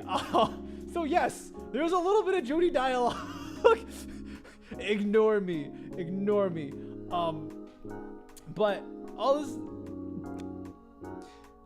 this was a street performer that I'd found. Also, you can say Terry. Will do, Terry. This is a street performer, and there was a lot of other street performers, but this guy was really good. He was playing some really, really challenging stuff earlier, and this was towards the end of the evening for him. But the guy that was dancing was actually just like a random tourist. His wife and his kid are like way in the back over here. Yeah, like way over here. And he was dancing with his wife earlier, and then he like just picked up this random woman. And the reason why I said like, oh, that's how he does it was because I wanted to see how he was leading. So I would love to get into ballroom, but yeah, I just don't. I want to get into ballroom. I just got to find a ballroom space nearby. But I did like when I was in college, I joined salsa club for a bit. I tried to join some other clubs, like dancing clubs. I eventually found myself in a cappella, but dancing has always been like a side hobby. I haven't truly ever like dived into it. But I was wanting to see how he was leading and how he's like with this random person he's dancing with. How is he guiding them in the steps to take? And so I was watching some of his footwork, some of how his arms were moving, but he really just like the dude enjoyed it. So yeah. A lot of great street performers in Budapest as well. A couple of other things I took a picture of. He is, and like you can also see the guy performing. Like he's genuinely having a great time. I think a lot of the performers like this is just something fun they do. And so the way I was comparing it was also hello Daisy. The way I compared it was like, okay, what if these people hopped on stream? Like, okay, how many viewers can they pick up with just people walking by? And I'll say this dude had at least average viewers of like probably 30 or 40 average viewers. And also look at the tips and donos here. That man, we also gave him tips and donos. He was getting tips and donos. So I was like, you know, This is probably the closest I can to a live stream right now. The only thing we need to do is give this man a VTuber, and we'll be fine.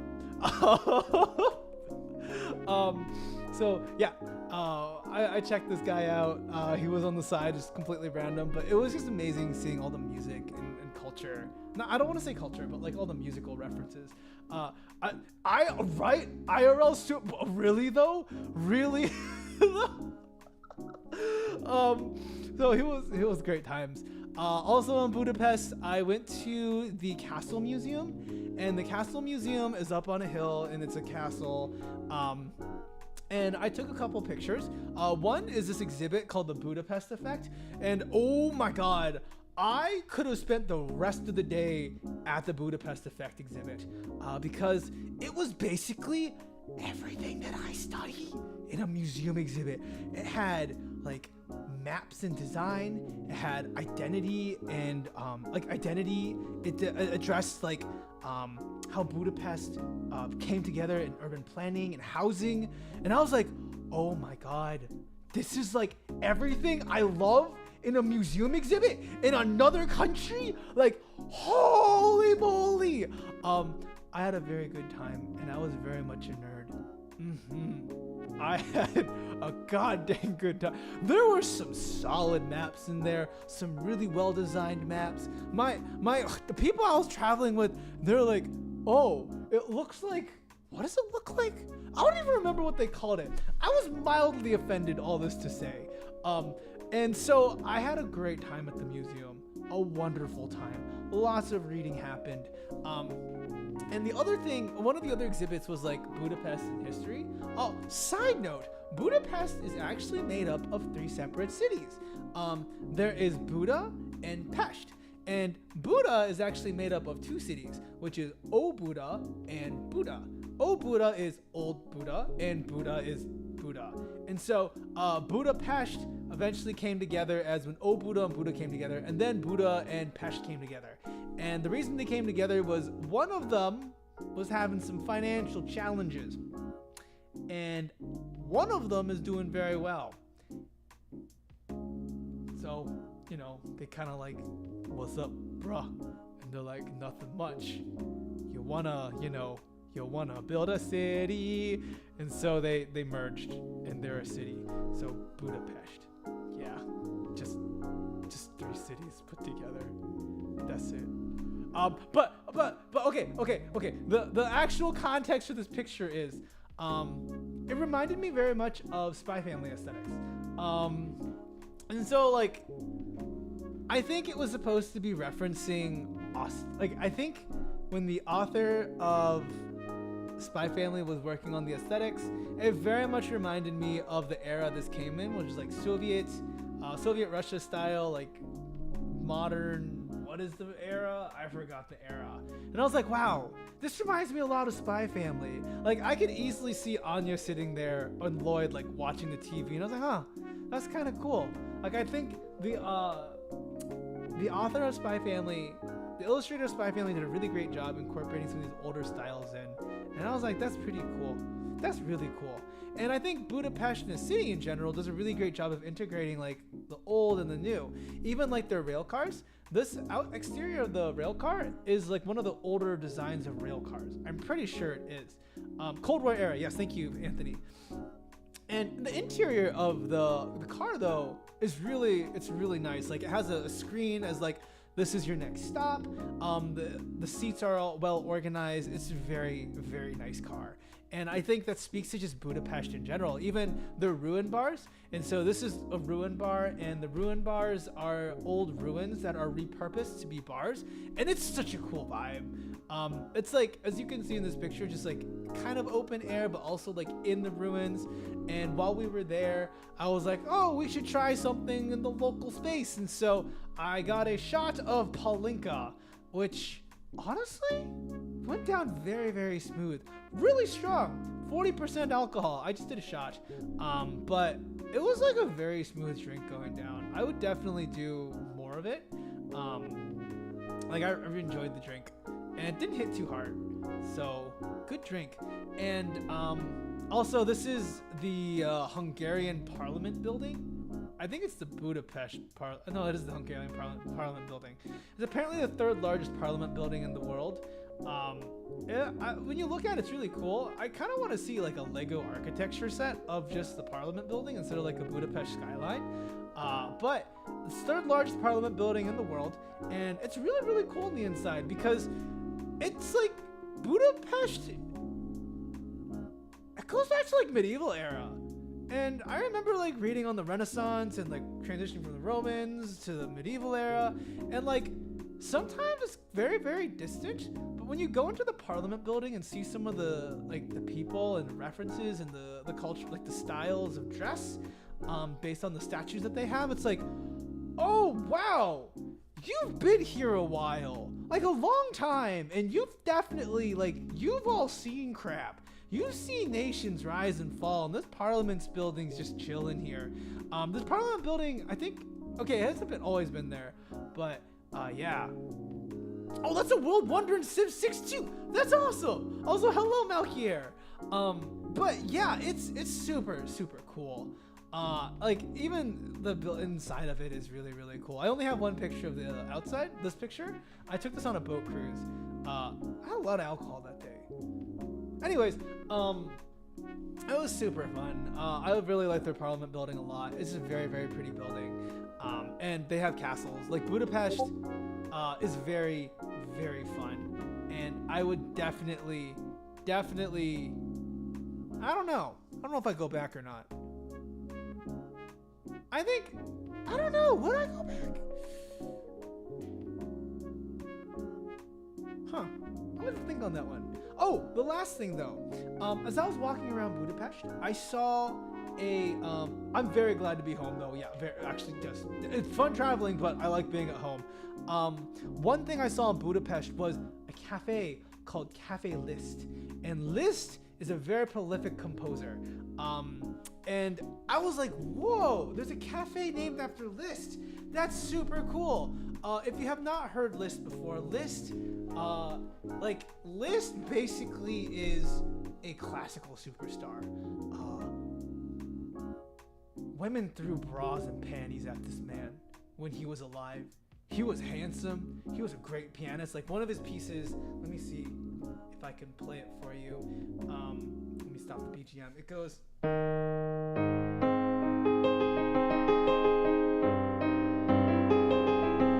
Dreams of Love. That's the song called Viva Strom.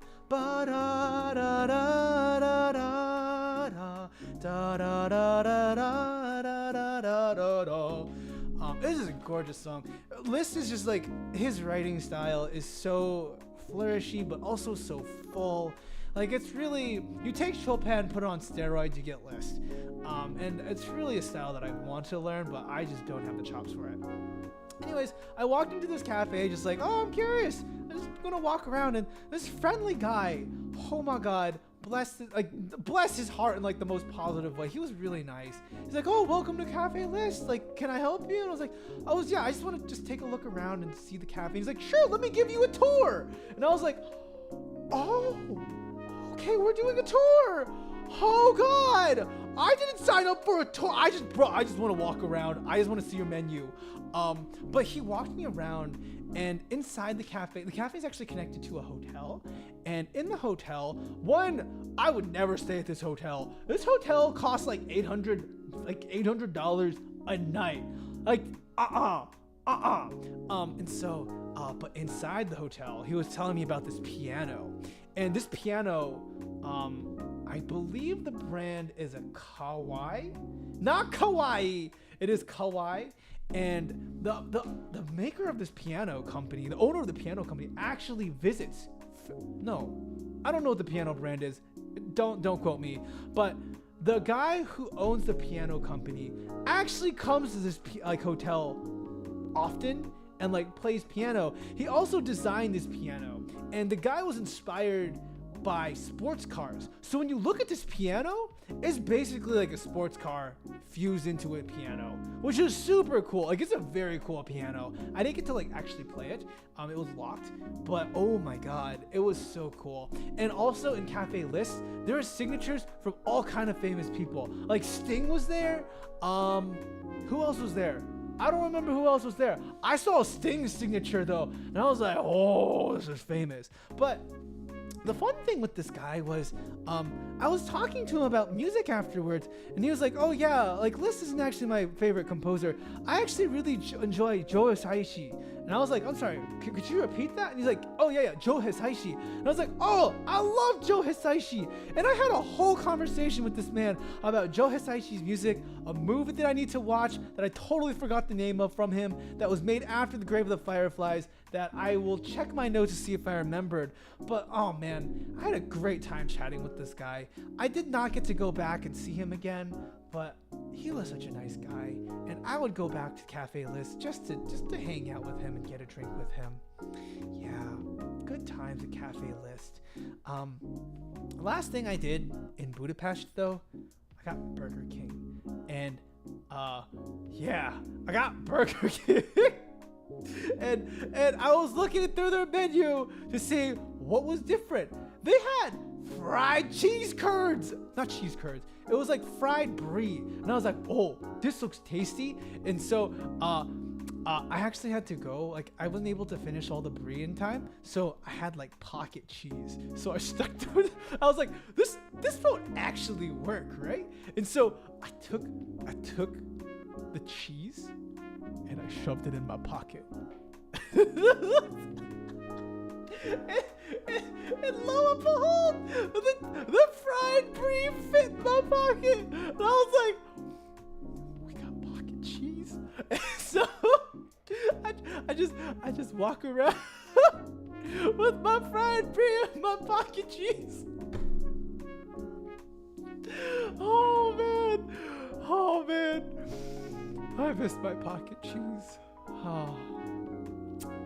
That was good pocket cheese. What pocket cheese? It's fried brie. But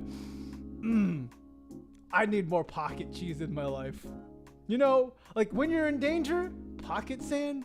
Nah, pocket cheese. You make friends instead of blind them. But okay, pocket cheese aside, I also ordered a Valimar King. Don't Zhuni me. I bet you all wish you had pocket cheese. Fried pocket cheese. Don't Zhuni me because you all are jealous of my pocket cheese. I'm gonna make it a thing. You know, that's probably like a stick of cheese. You know, like a cheese stick you put in your pocket. Pocket cheese. Can of mozzarella. Like, you know, like Cheese Whiz. Stick that in your pocket. Pocket cheese. Pocket cheese. It will be a thing. Zhuni, stop making pocket cheese will never be a thing. Nah, pocket cheese will be a thing. If we learn anything at the end of the stream, pocket cheese, pocket cheese, pocket cheese. The only thing I'm gonna say after this on Twitter, pocket cheese, right? Just bear with me. Pocket cheese. But I ordered a special burger. I have no idea what this thing was. A Valimar King? I don't know if it was a promotional for a movie, but there was an onion ring in it. They had a special sauce. It was pretty tasty. But also the burgers were different. Like, I usually go to Burger King kind of expecting like a grilled kind of flavor. Didn't get that here. But it was still a good burger. Still a good burger. So yeah, that was Budapest in a nutshell. I enjoyed it. I had a good time. I think I need money. Budapest is expensive, which is my biggest qualm. And so yeah, I think Budapest, okay, to go back to my original thought, I need more money before I can go back to Budapest to really enjoy it. I think Budapest suffers the same problem that Dubai has, or less so. Dubai, you actually need a ton of money. Budapest, I think you can get away with being like, you need a decent amount, and I did not have a decent amount. I like cheese, but I don't pocket it. Octavia, my hands were full, all right? I had a suitcase to carry. I had a bag to carry. Like, where else am I gonna stick my cheese?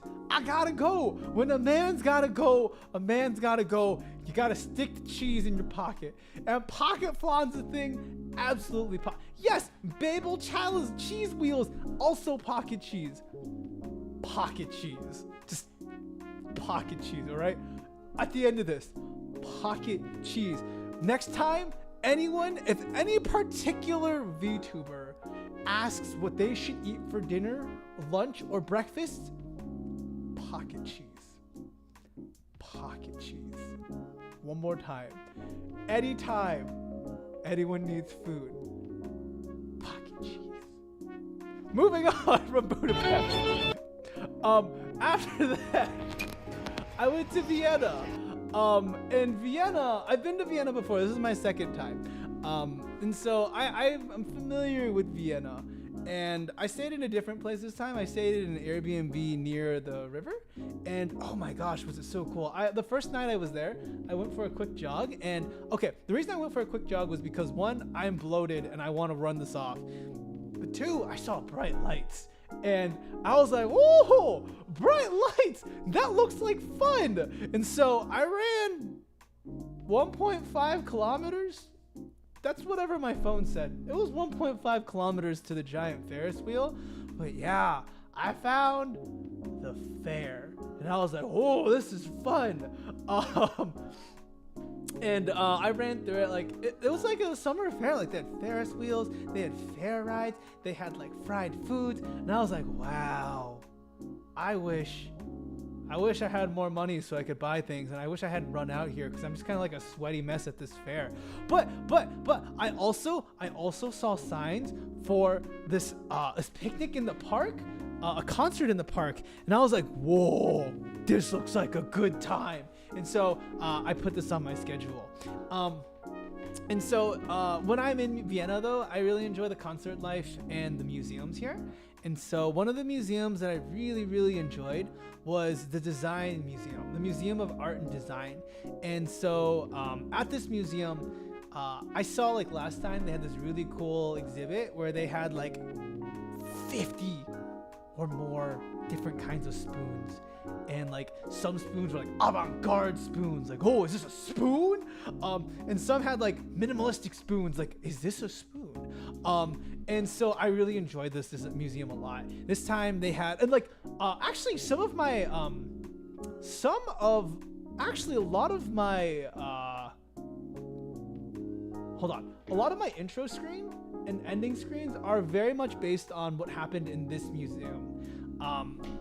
So like even the styles and the stuff that happened at like the exhibits at the museum. I actually visited this museum with the artist Christine, who did my intro art and my ending art. And I asked her to work from some of the concepts that we saw in this museum. And so I really, really enjoyed this museum. And so even this time around, they had a exhibit that talked about the 1970s World Fair and the relationship that they had with Orientalism. Orientalism is a framework by Edward Said that addresses how the relationship between Western countries and how they understood Eastern countries and generalizing them as the Orient.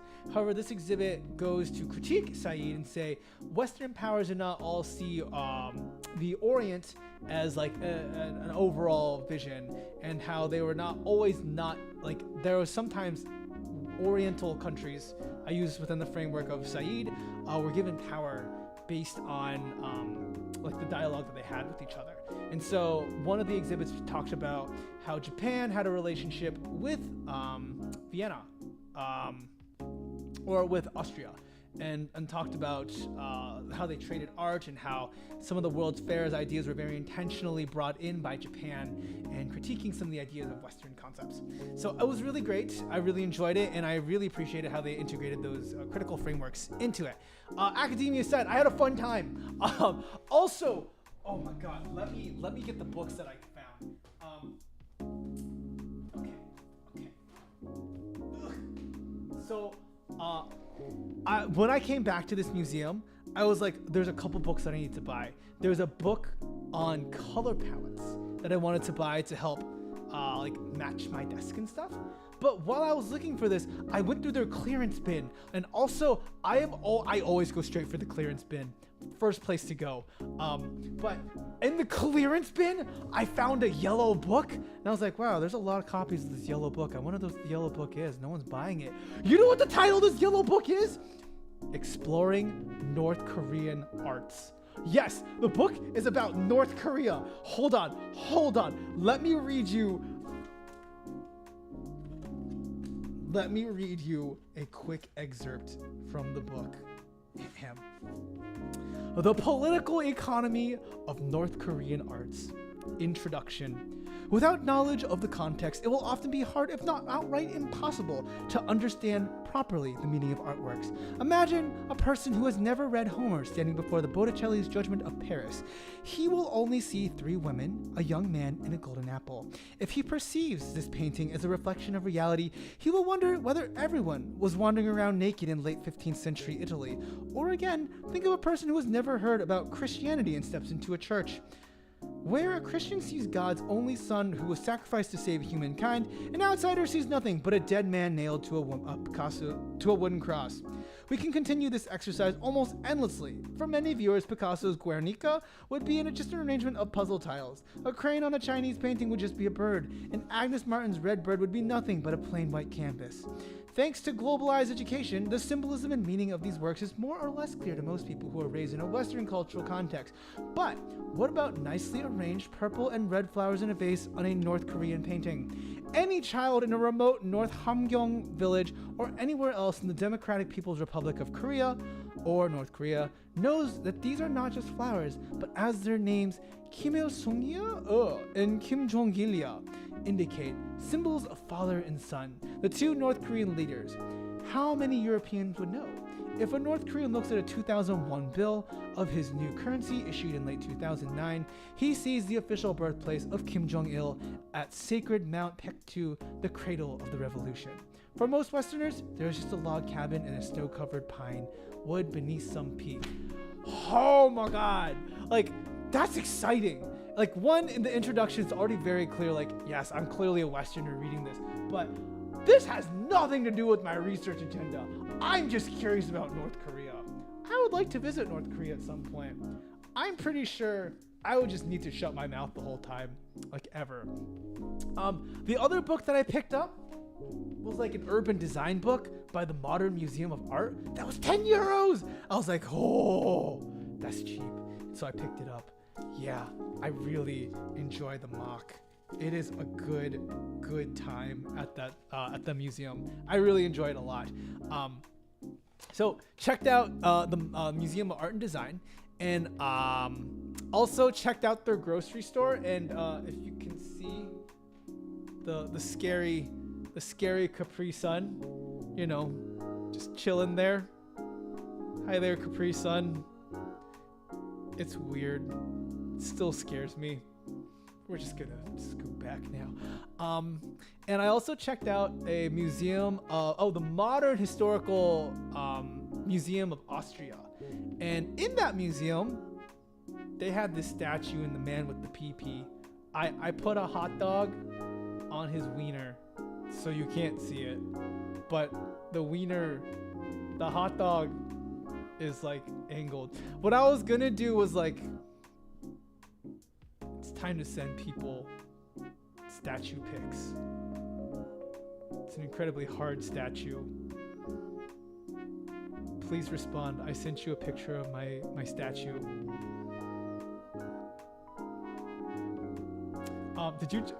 Okay, Pat, I did not drink the Capri Sun. I did not buy that thing. That thing is terrifying. Not buying it. Did not drink it. But yes. Okay, there's actually historical context to the statue. This is actually a Roman piece of art. I believe it's Roman. And the way that they constructed it was they basically took all the small pieces that they found around and they glued them together. And then from those bigger chunks, they found they made a metal frame and reconnected it all back together to put that together. So this thing's wild. Like, to even put him together, like putting all that back together. Someone make him eat the hot. I don't want to get canceled. Not canceled. I'd like to keep this stream up. I don't know if moving the hot dog will get me in trouble. I was thinking like, oh, I could just, you know, leave it there, called art. But you never know. Like, what if I have to take this down? Like, I like this video, you know? And so we have the hot dog. I will, you know what? For the people on the Discord, I'll put in a hot statue pic in the Zhuni Discord. Yeah, hot statue pics. Follow for hot statue pics. You like the hot statue pics? Like and subscribe. I'll put the picture in later. Okay. I'm sorry, Terry. I'm sorry. We are not that kind of streamer. We are say so. We make not suggestive content. Anyways, near the Airbnb. Okay, so this is a really great time to come to Vienna because there was a bunch of free concerts, including this one. So one of the near the Airbnb I was staying at, we're on the canal, or I think it's a canal. And like one day I was like, you know, brushing my teeth, getting ready to like about to get. Actually, I was just sitting and playing Tears of the Kingdom, but I heard a trumpet, and I was like, ooh, trumpet! I like trumpets. And so I looked out my window and I heard this band, and I was like, oh! I was about to go to a club where I was gonna pay for like a drink, but like free performances, I'm here for it. And so I went out and checked out this performance. Also, Octavia, you know, hot statue streamer or pocket cheese streamer? I don't know. I like pocket cheese streamer over hot statue streamer. Like, if you had to pick one, pocket cheese, hot statue streamer, pocket cheese, hot statue. One of those is clearly more enticing than the other. When you hear pocket cheese, like what? Actually, ooh, you know what? Let's go back to the story with the jazz. Let's ignore that. So yes, I was listening to I went out and I grabbed my Rattler that I bought from the store, and I found this group. And so let me go ahead and play this. I think it might come out a little loud though.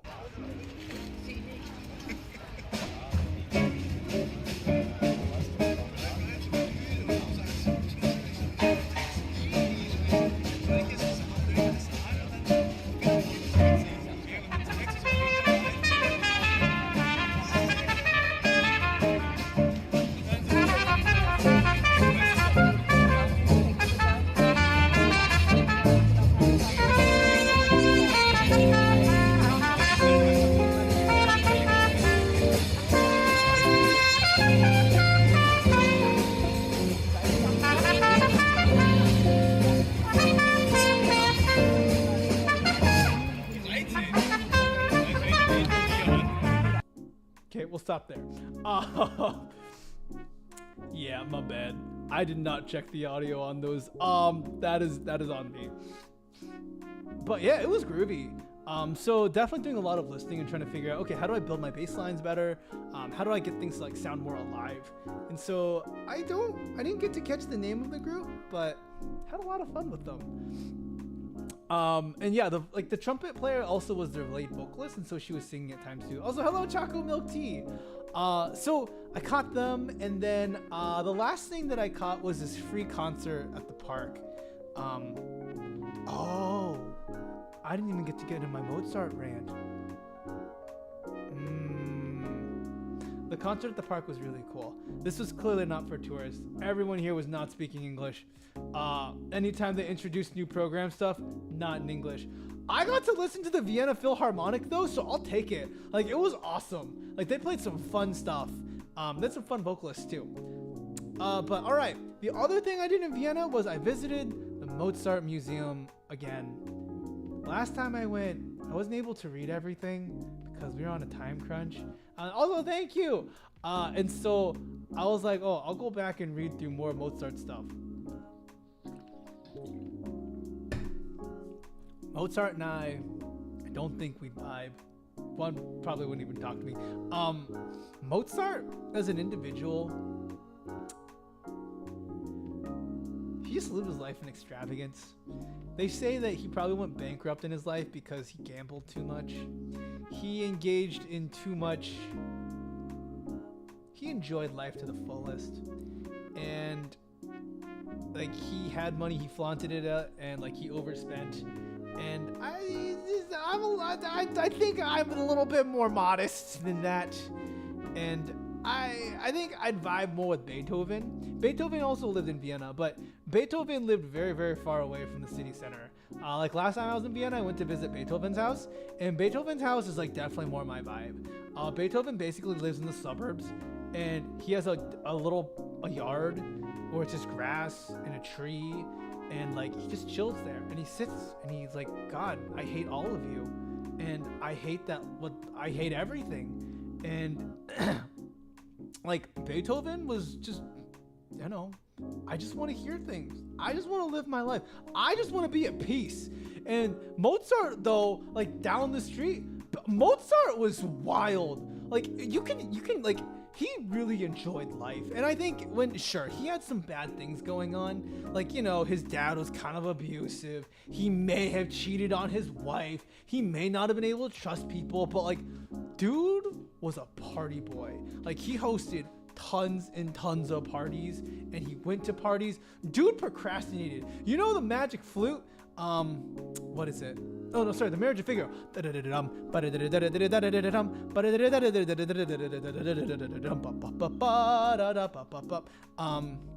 Marriage of Figaro, like dude procrastinated till the very last minute. And so like when you listen to his music, you can hear the joy and like the excitement about party, like not party life, but like the excitement and joy in life. Versus like when you listen to Beethoven, it really reflects the way that they live their lives. There's very different people, and also they're in different eras, but they are aware of each other. But just Mozart, just not a huge fan. Don't get me wrong. I think we can appreciate his music. I don't appreciate like he was a party animal. He was a rich boy party animal. That's the only way I can describe Mozart. A rich boy party animal who overspent, was not responsible. You know, Mozart, maybe we can all relate to Mozart in some ways with procrastination, but dude also went around, had a lot of sex. Like, dude really enjoyed engaging in copulating. I'd like to see Zhuni play and enjoy trombone. Steam Summer Sale. I need to pick that up. I would have a good time with trombone jam. Mozart was, yeah, I would say he's a bad influence, but you gotta acknowledge he was a good writer. But again, this goes to the conversation of can I listen to people who are bad people with good compositions? Like Wagner. Wagner was a Nazi, but you all know Wagner.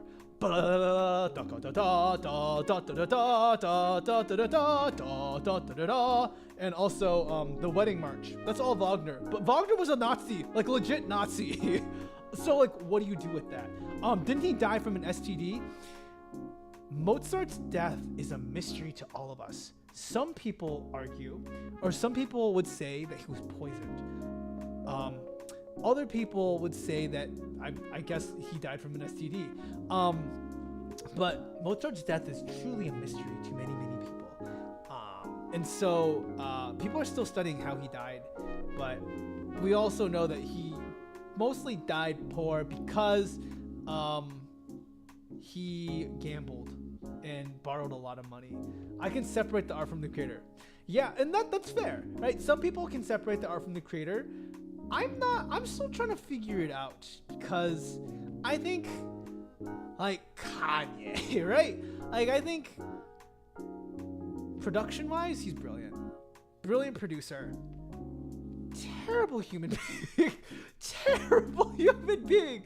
And I don't know if I'd want to support him. Because like even when you listen and give him money, how he uses that money. Like, I don't necessarily support that. So I don't know. I think it's very a complicated question, and we're all entitled to our own. I'm not gonna enforce my beliefs on you, but yeah, good products should be separated to the bad creator, but society just doesn't think that. Yeah, and I think it's up in the air. It's up in the air. Like we can have a conversation about it.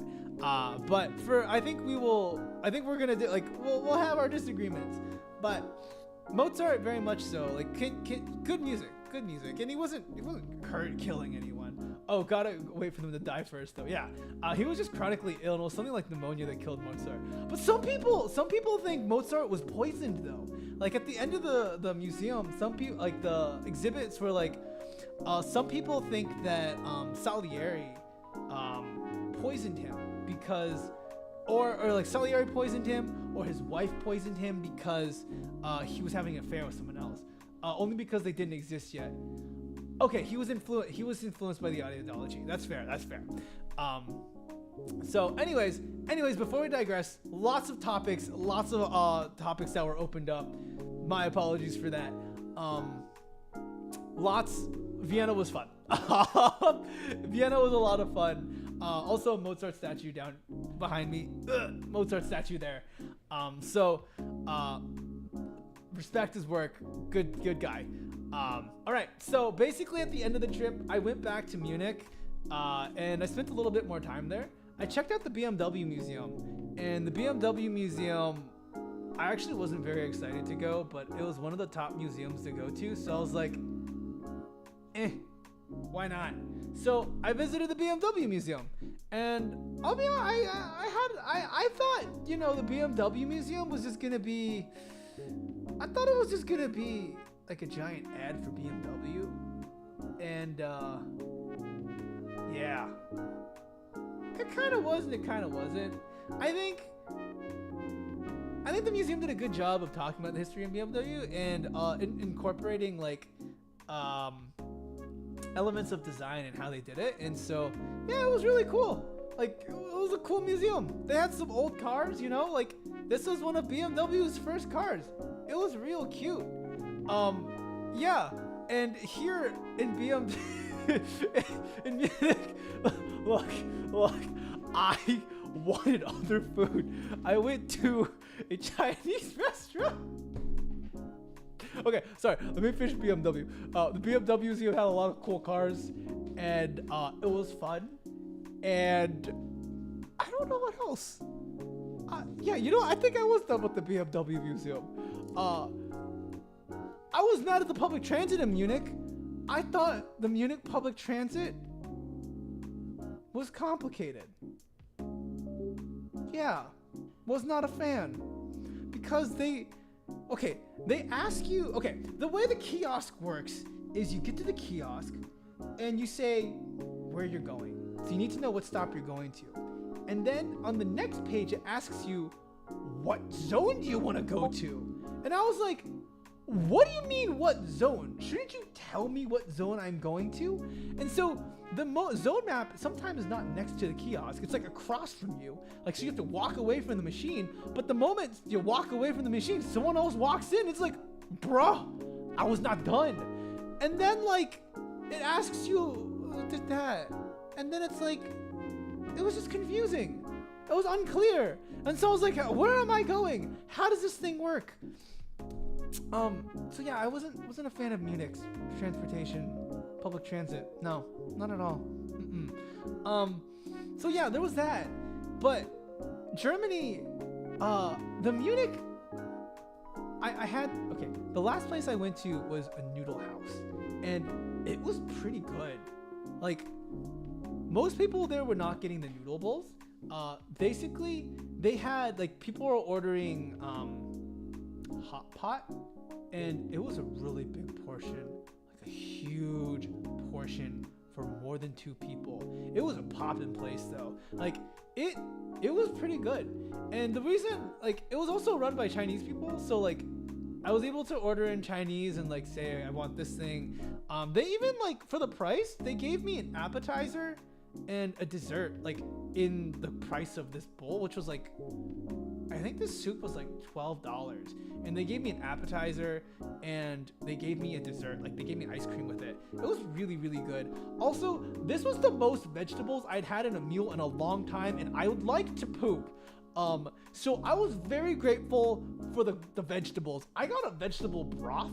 Like, it may not have the actual fiber and vegetables, but it had vegetable broth, and I'll take it. Yeah, the next day after that, I went to, this is the last day, after we went to breakfast, I had to head to the airport. But I headed to Mr. Pancake. And on the website of Mr. Pancake, I will gladly take a sponsorship from you. Would go again.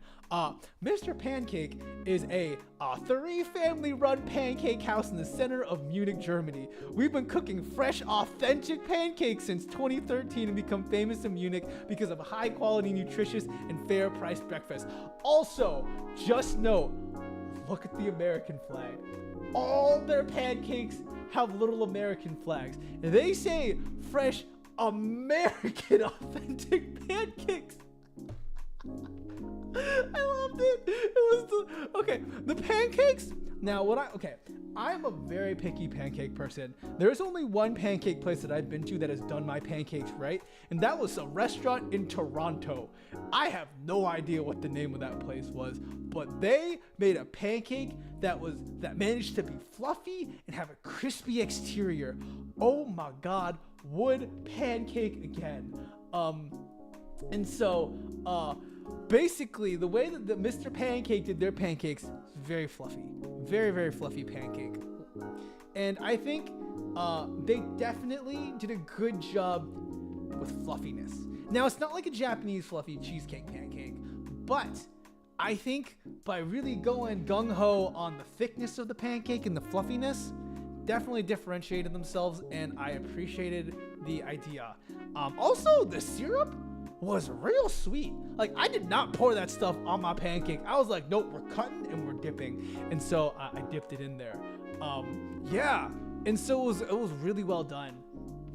Pancakes are a delivery system for syrup. Of course, Canada got them right. Right! It was delicious. I need to go back. But Mr. Pancake, if you ever find this stream, I will gladly take a sponsorship and preach the gospel of Munich pancakes, Munich American style pancakes. Would pancake again. After that, I headed to the airport, and the trip back was rough. It was real rough. All I'll say at the end of it, though, my chair was broken, and I was reclined perpetually. And I felt really bad for the person behind me. Like, I basically just had to have like good posture the whole time, or I would be reclined, and this poor person behind me just had to deal with it.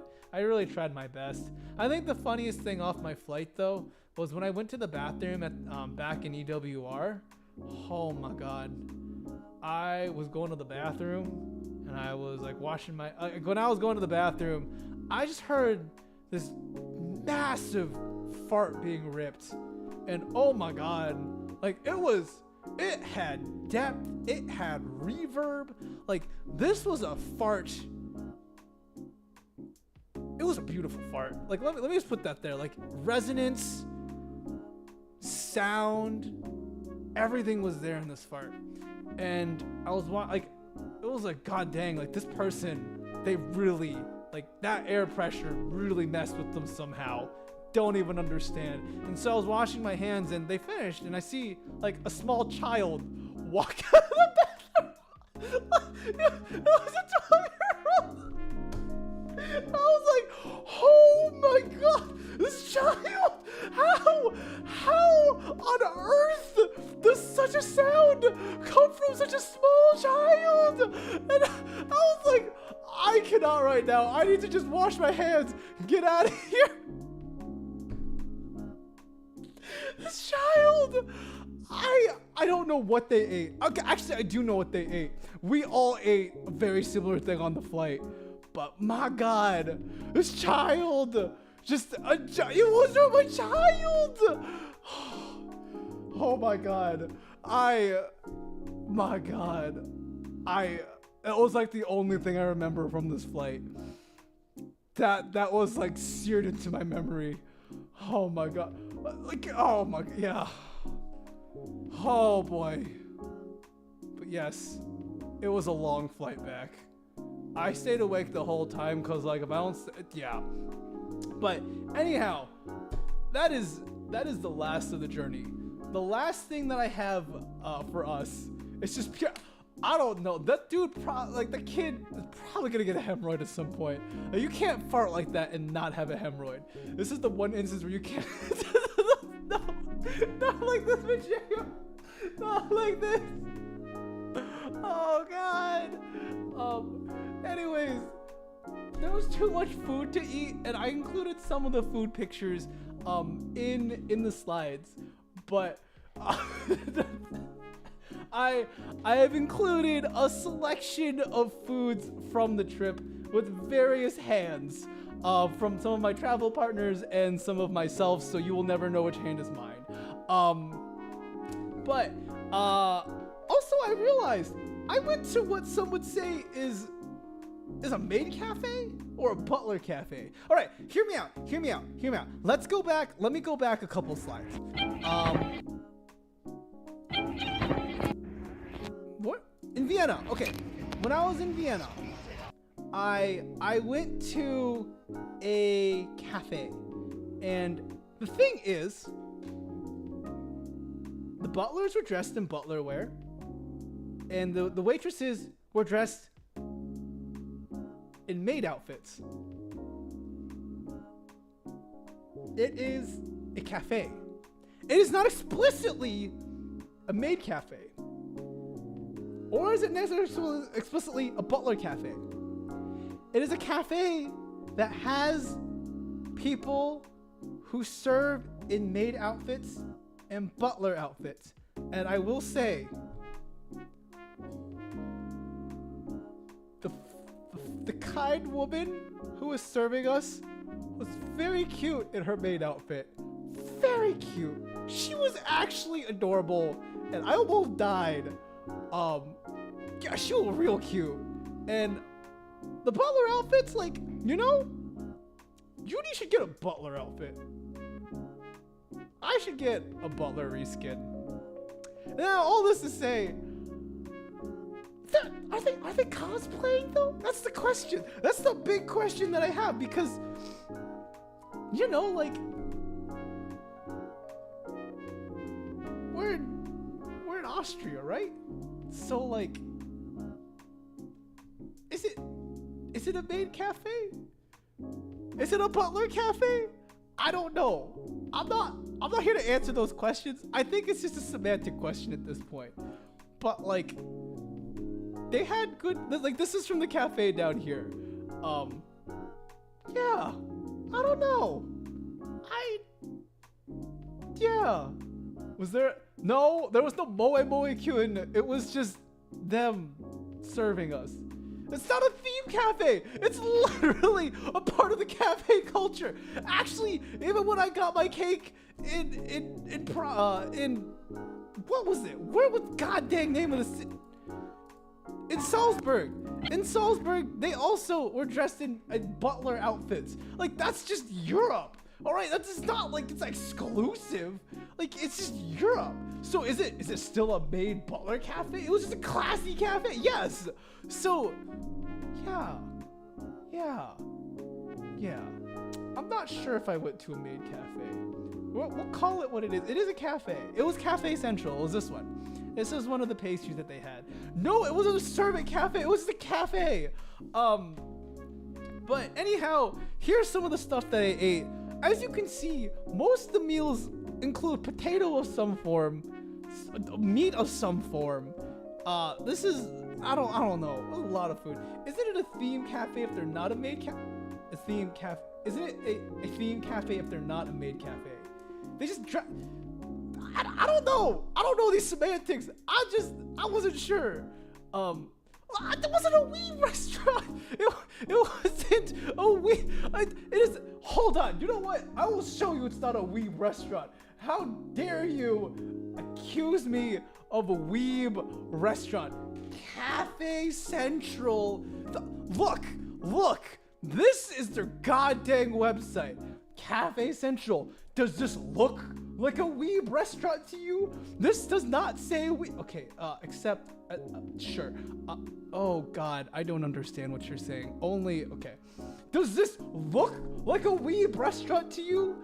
This menu includes a broad selection of classic Viennese dishes, right? This does not say we are a weeb restaurant. This says we are a fine institution, right? Look at the fine things that they have here.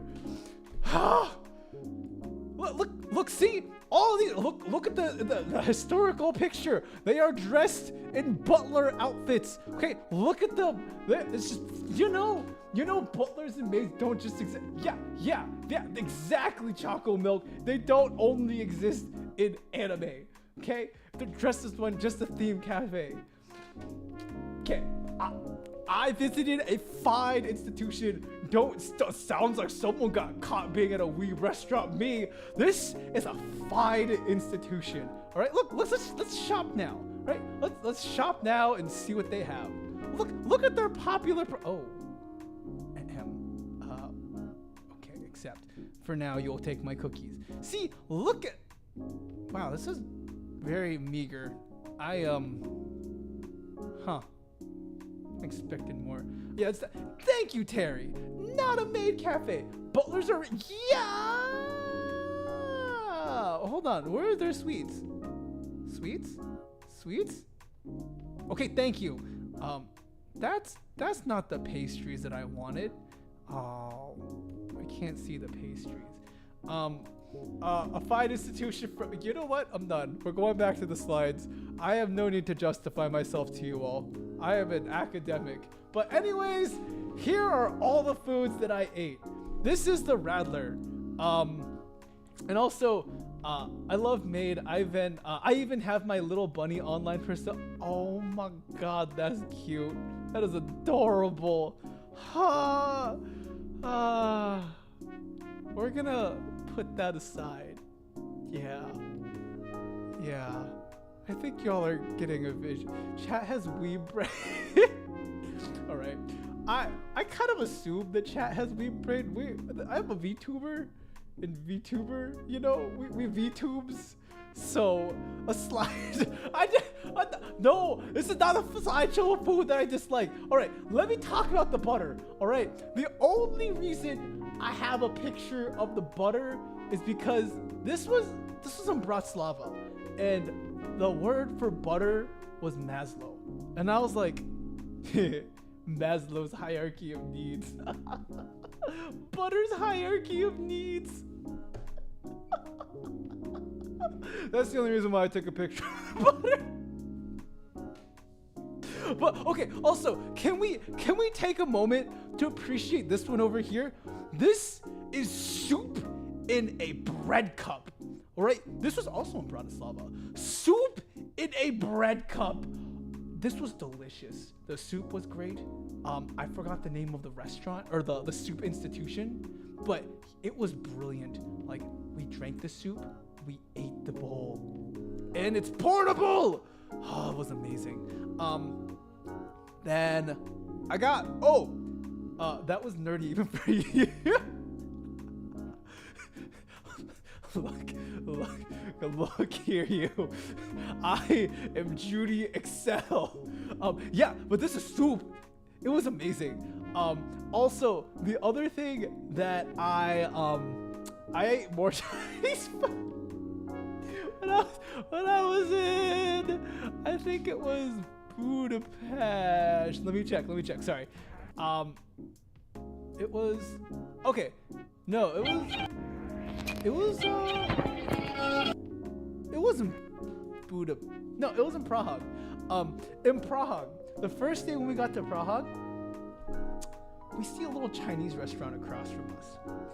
Actually, okay, I'm sorry. Let me tell the whole story. So when we get to our hotel in Prague, I first see a sign for a restaurant called the Gangnam. And I was like, ooh, I am so curious to see how Korean food tastes in Europe. So I've done Korean food in Austria before. I actually went to the same restaurant that a member of BTS went to in Vienna. The food was okay. Would not go again. But here I saw a sign for the Gangnam, and I was like, huh, interesting. Let me look at the prices for the Gangnam. Do you know how much fried chicken costs at the Gangnam? It cost like $22 for Korean fried chicken at the Gangnam. No, that makes no sense. It should not be $22 for Korean fried chicken. I don't care how much fried chicken you're getting. Okay, actually, maybe I do. Maybe do a little. That's the only way you can justify the price. But I was like, like, no $22. And I was looking at some of their other prices. I was like, this is ridiculous. This is way too expensive for Korean food in freaking Prague. Like, no, I don't come to Prague to eat Korean food. But, so anyways, we were still looking for food, and I started to curse the Korean place. Like, no, I refuse to eat at this institution. And we walked down the street. And so then we see a Chinese restaurant, and it's just like dead, completely empty. And the dude's like, oh, hey, you want to like try, like in Chinese, he sees we're Asian, and it strikes up some conversation. And so like, we actually passed it the first time, because like, it's fine. But like, we keep walking down, and like, there's not a lot of other great food in the area. A lot of it seems very, very touristy. So what we're thinking is like, well, the Chinese restaurant is probably like the best choice at this point, as like, one, it's probably the most local thing here. The prices are pretty fair. So we ended up getting Chinese food in our first meal on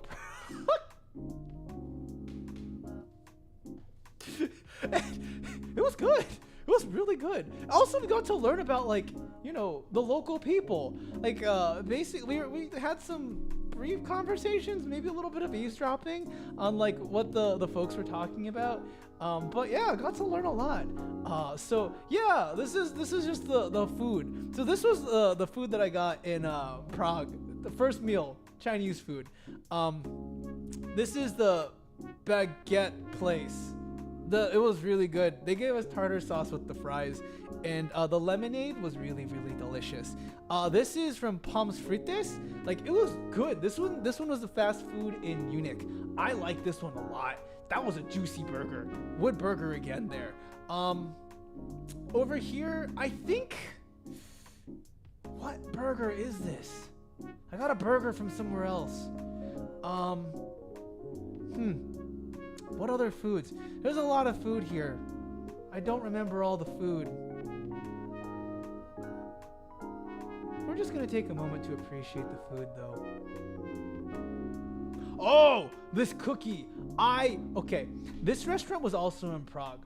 Prague was kind of expensive, and I was a little disappointed with Prague because when we got there was this really poppin' breakfast joint or brunch place, and I was like, I wonder what makes this place so popular. So I think they specialize in cookies, but they also do brunch, and they had this food for brunch. Like, it was a waffle avocado sandwich with like, and this over here is eggs Benedict, and this is like some chips. And I was like, I'm sorry, this is Prague? Like, this is just American avocado toast. Like, you're charging how much for this? And okay, the cookie was kind of good. It was filled with Nutella. But like, yeah, my experience in Prague was like not Prague. Actually, thinking more about it, I feel like I was disappointed more often than I was satisfied.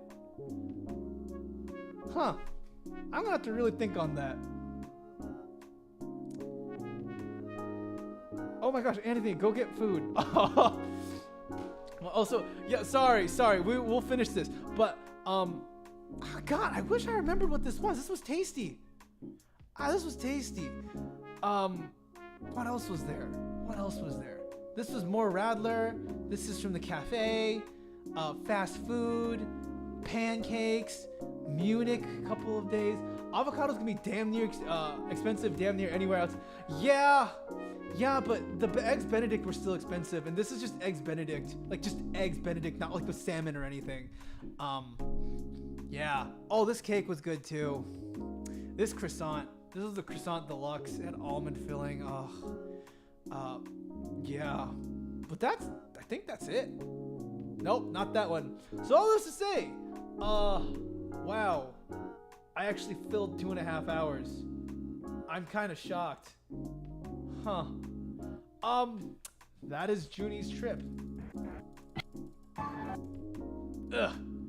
Yes, that is Zhuni's adventure to Prague. Conrad need to open up Excel. Prague. You know what?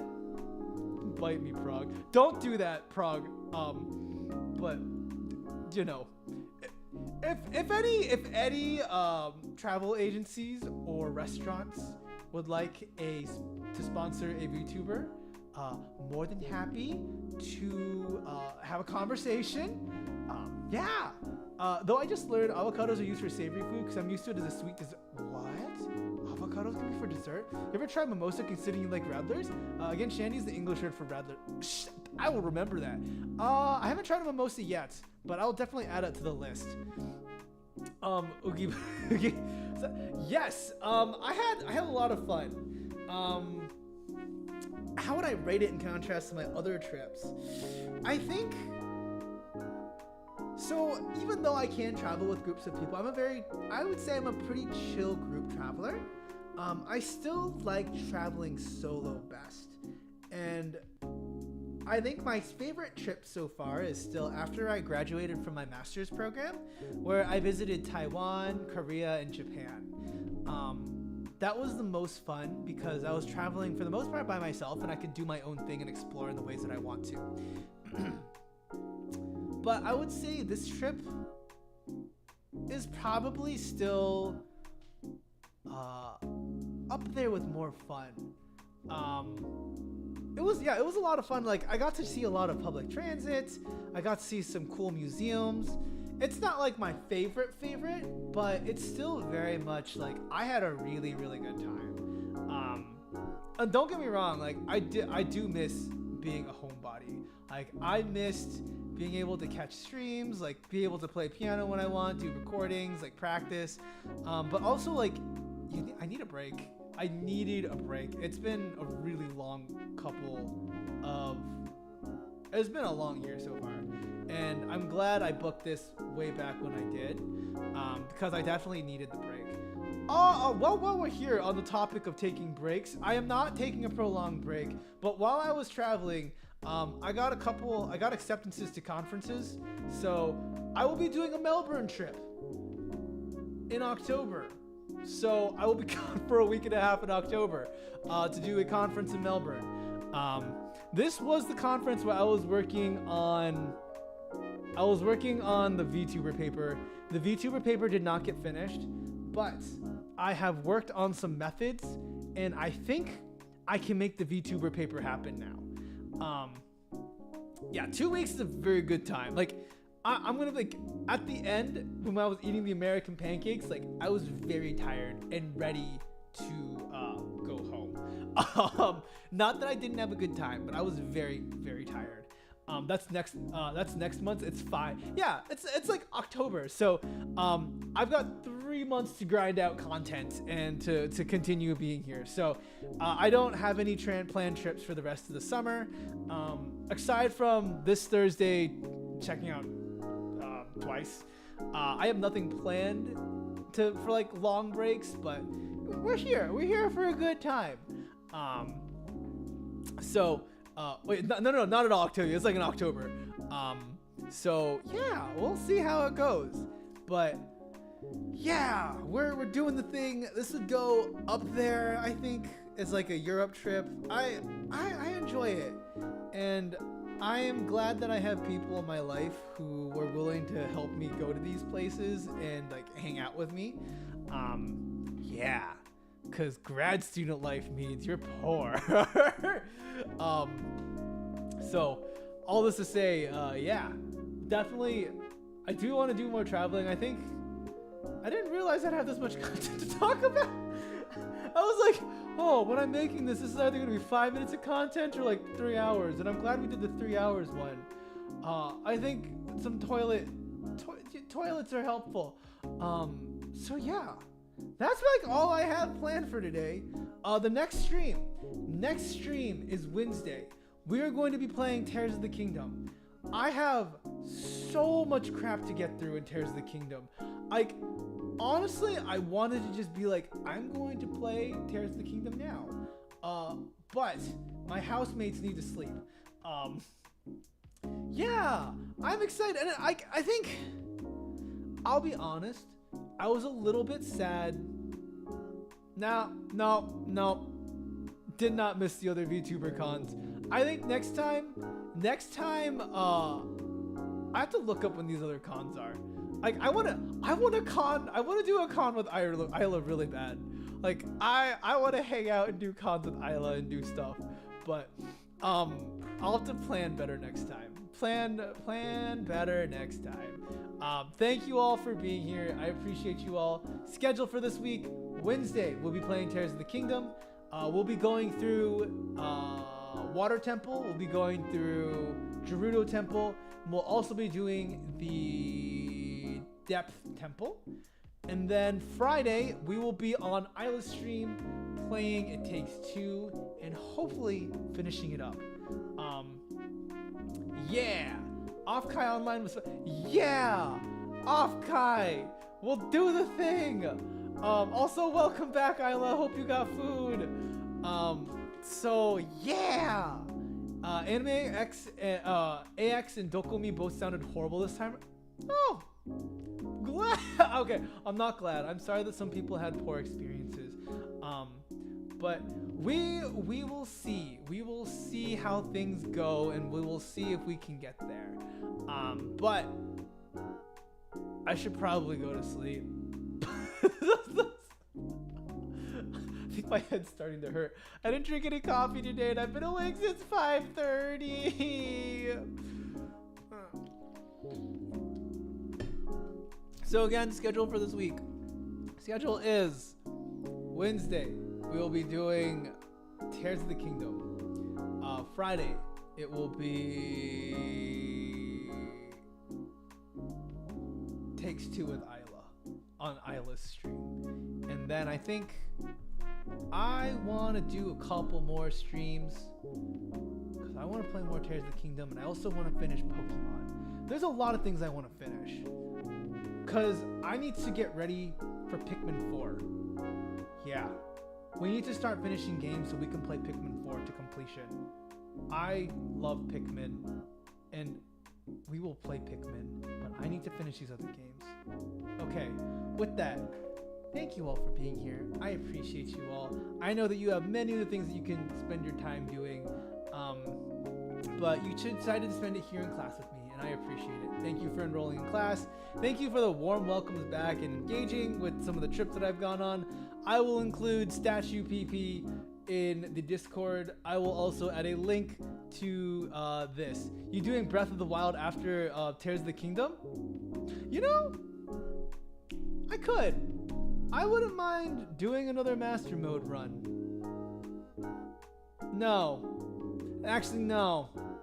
No. I've already done Master Mode. It's so painful. So many deaths. Oh, God. Oh, God. No, thank you all for being here. Zhuni. Zhuni, have a wonderful evening. I will figure out. I need to sleep. God dang it. Good night. I will figure it out. Zhuni, I will put other content out. Also, if you have not done so, please do check out the cover of I Will Survive. I am cooking up some other content right now. I am mixing things. I am making things. I need to write my dissertation. Good night. I'm done. Good night. Zhuni.